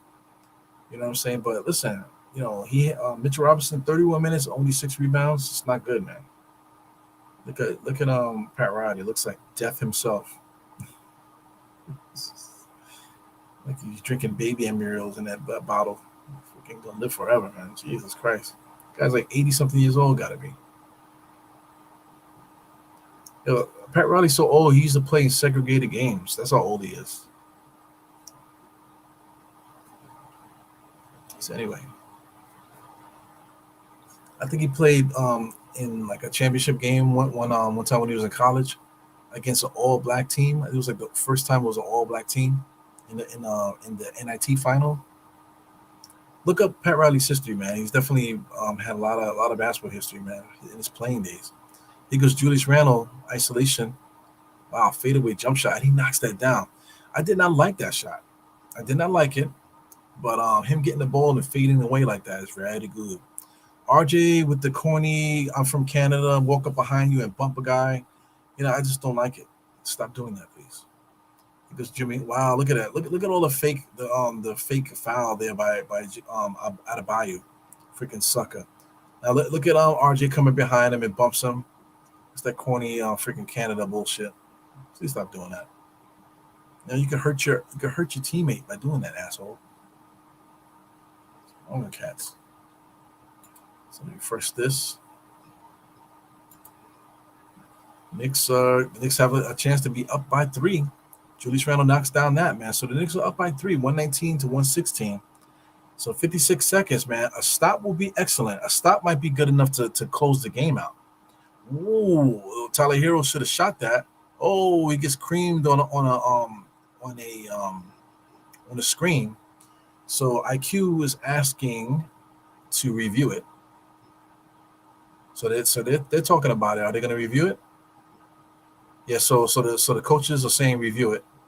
So they're going to review it. They want to review it. Okay, timeout and review. So that's cool. That how they went to the guy with that walks around with the laptop. So he thinks they should review it. Let me see. I'm trying to see what's going on here. So he comes around the screen there. So I mean, what's the review though? I don't understand. I don't think there's going to be anything to move the chains there for the referees. You know, I don't know. We'll see what happens here. Let me see. He comes around the screen. This is not really a good angle. So he comes around the screen there, Adebayo there. Adebayo. That could. Adebayo knocks down his own player. Like IQ did not foul him. So it'll be very interesting to see what the referees do here. If the referees overturn that, because he definitely Adebayo shoulder blocked his teammate, not IQ.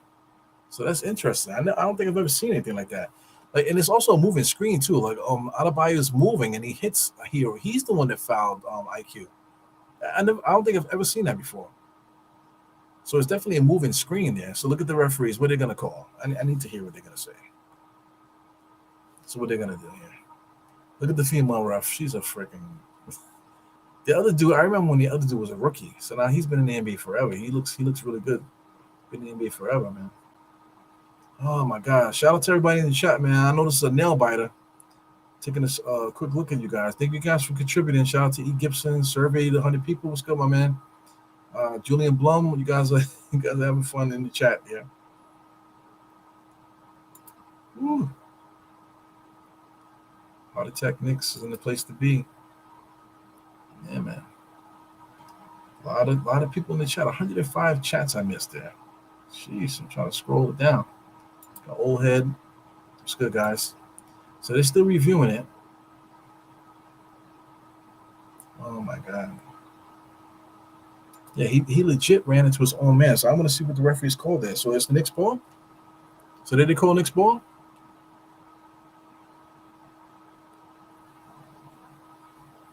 So what did they call?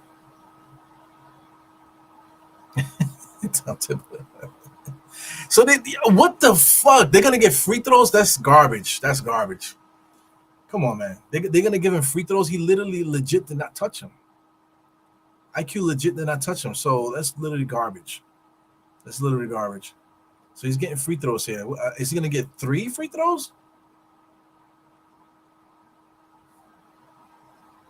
Wow. They need an explanation there.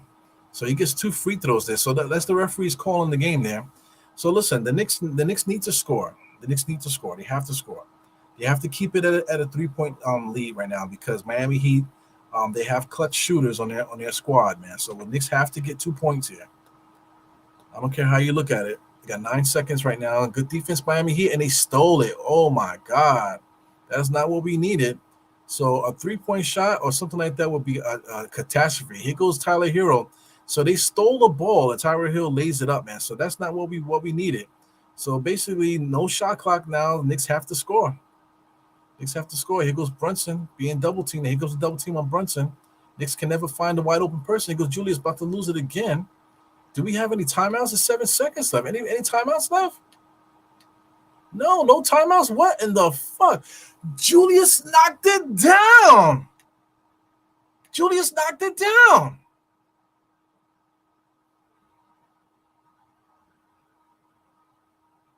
What? What are they counting that as a 3? Was that a 3? What the hell, man? Yes, they counted that as a 3. Wow, man. Julius Randle hit the shot of the year just now. And he's calling Miami as it is his house. This is our house, baby. Miami Heat, Miami Knicks. Look at that good defense by Miami. Listen, we gotta tip our hats to Miami. You know what I'm saying? Big time shot by Julius, 3-point shot, and he got fouled. I felt like he got fouled too. Watch this. Ball here, look. And he got fouled. I think he might have got fouled there. Knocks down a 3-point shot fading out of bounds, man. Wow, what a fucking shot. So listen, I don't want to hear nothing else about Julius, man. I mean, I think it's been over for that. You know, people are still trying to find ways to you know, shout out to the guy with all that long hair just now. Just escaped Julius Randle on elbow just now. But listen, man, look at that Miami Heat fan right here. I love it. Look at the Knicks man talking shit to him. I love it, man. Excellent. Look at this douchebag over here on his phone and texting while the game is on the line here. Look at that shit, man.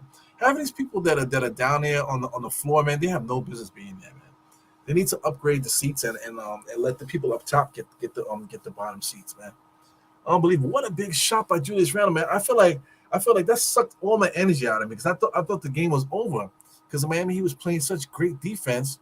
You know, a big time steal there, you know, but and the layup and stuff like that. Wow. Oh, so that's game, huh? No. This is from the last game. So, you know, I got to tell you, 0.7 seconds is enough to catch and shoot. It's enough to catch and shoot. The other day, I forgot what game it was. Who do we play? Was it us or another team? Where they allowed them to take a dribble. They had like, I think 0.8 seconds. They allowed them to dribble and shoot. You know what I'm saying? So anyway, if they call a nice play here and they're able to get a shot off, man, then they have players that can score too. So anyway, this is incredible, man. This is incredible. Oh my god, nail bite. I gotta take a piss. Oh my god. This is crazy, man. What a freaking game.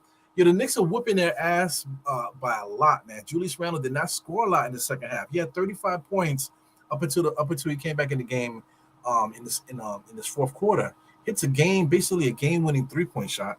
But here we goes Miami. Miami has a shot. Can't get the ball in bounds.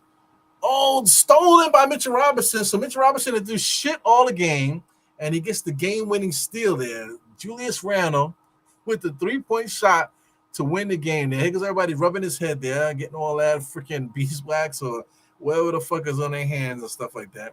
Unbelievable game, man, by Julius Randle, man. Unbelievable. The Knicks had no business winning this game. Miami Heat definitely, you got to tip your hat at Miami Heat. They were getting smoked in the first half. Second half, they said they were going to switch it and go old school and start just driving the basketball. They were double teaming us. They were triple teaming us. But shout out to Brunson. Basically got his ass whooped the whole game, but still was able to piece it together to get to score the points that he did score.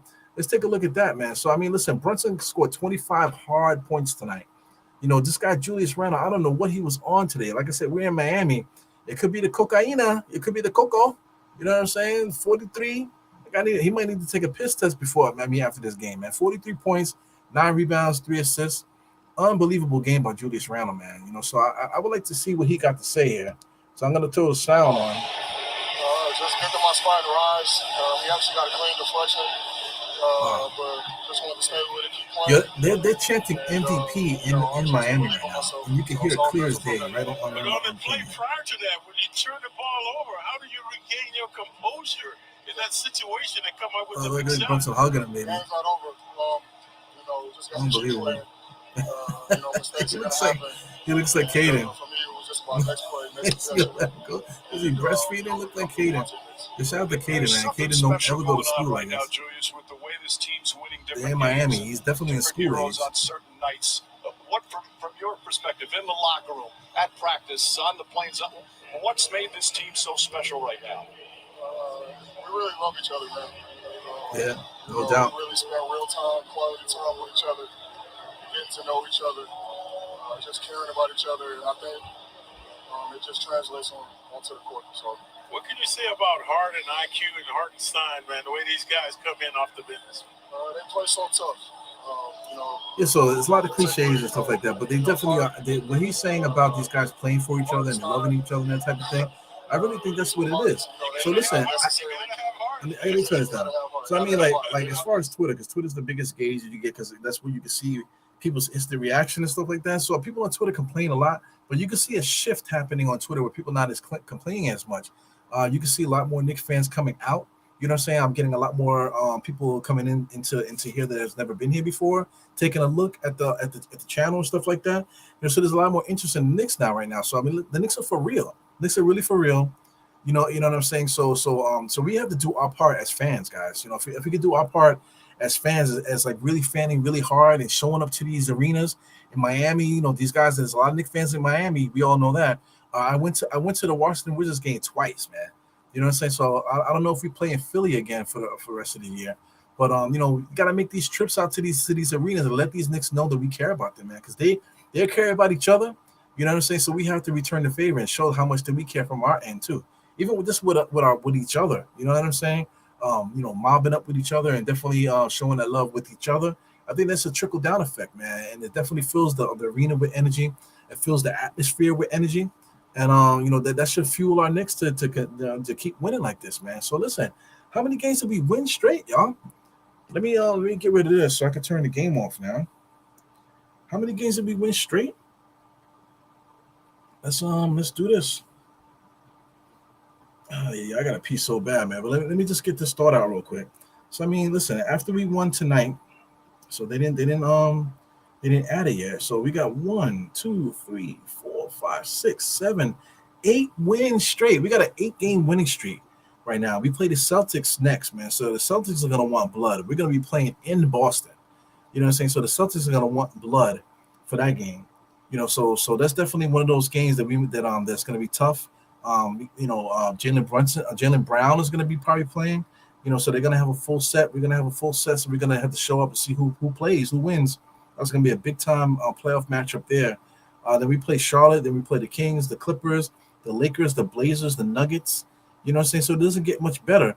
Shout out to March 20th. This guy, Karl Anthony Towns, might actually be available by March 20th. So that's interesting there, man. So we play the Miami Heat again on the 22nd. So, I mean, and then, Orlando Magic plays us well. And we play a trap game against Houston, back to Miami, then to the Cleveland again. Let's read it all off here. We got the Wizards again, the Pacers, Pelicans, and the Pacers again. So we got a lot of rivalry matchups coming up, man. A lot of teams that we have history with. Shout out to the Celtics. Shout out to the Heat. Shout out to Orlando. Shout out to the Pacers and the Wizards. Shout out to Cleveland. Playoff implications there. You know what I'm saying? So I mean, listen, man, we got a lot of big time games coming up. Guys. So listen, man, go Knicks. That's all I gotta say. Go Knicks. Just keep on going. Like I said, we can't win every game, guys. You know what I'm saying? It's very possible for us to run the gauntlet because it's happened before. I think our longest win streak in Knicks history was it like 16 games, something like that, or whatever it is. We won a lot of games straight one year. You know what I'm saying? Franchise record. So listen, it's possible for us to win way more games than we won just now, man. But for the most part, we just got to keep it on the positive tip, like against Celtics, Hornets, Kings, Clippers. Lakers, these are all games that we can compete in. We definitely can get the better half of these games. But anyway, let's not look too far ahead. Let's sleep good tonight. You know what I'm saying? Get yourself something to drink or something like that. Maybe take some good sleeping medicine and have some good dreams, stuff like that. Sleep well, and let's get back on the ball, man. Next time the Knicks play will be on Sunday, March 5th at 7:30. So 7:30 is a good time.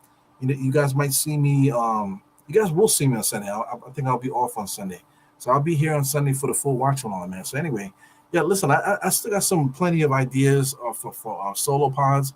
So please tune in for that, man. Today's on Friday, tomorrow's Saturday. Saturday I probably won't be available all day, but Sunday I'll be here. Monday I'll be here too, man. So just keep supporting Die Hard Knicks, man. Please go out there and follow your favorite post game show.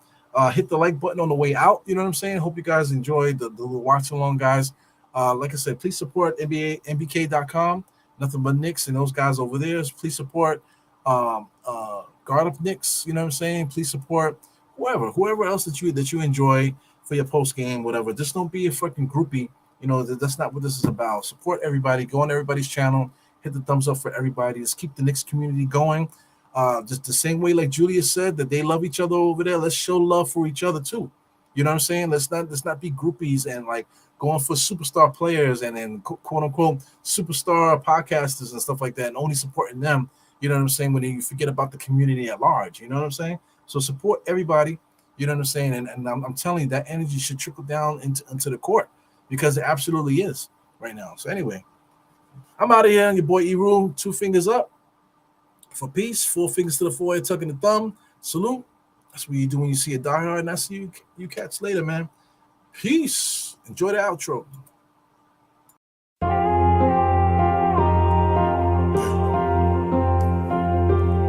Eru, I see you. Diehard. Trap. We gonna do this one the right way. We in here forever. Yeah. Die hard, homie, die hard. You can check the swag, he the realest by far. Swimming in that blue and orange, he the lifeguard. Yeah, he been through pain, at least he got some nice scars. He can smell the trophy, yeah, he need it back to back. Represent himself, his own name is on his back. 10 toes down, try to stop him, he come back. Bandwagon hoppers, he will knock you off your tracks. You ain't saying nothing, Nero been here from the start. He been working in the lab to take his team and make it art. See him going over film to help him build and make him smart. He will tell you how he feels because he's real and he got heart. He will never fade away, he will never change his face. Everybody picking faves, and he's feeling out of place. Cause he is for the team, man, he always rep the squad. Like that Christmas movie, he gon' always die hard. City on my back. They ask me what's my name, and it's on my back. I'm just speaking facts. We got big dreams, we ain't looking back. We be really die hard, yeah, that's a fact. We be really die hard, ain't no going back. Make the whole crowd rise like a thermostat. Fourth quarter, I'm the killer that's gon' murder.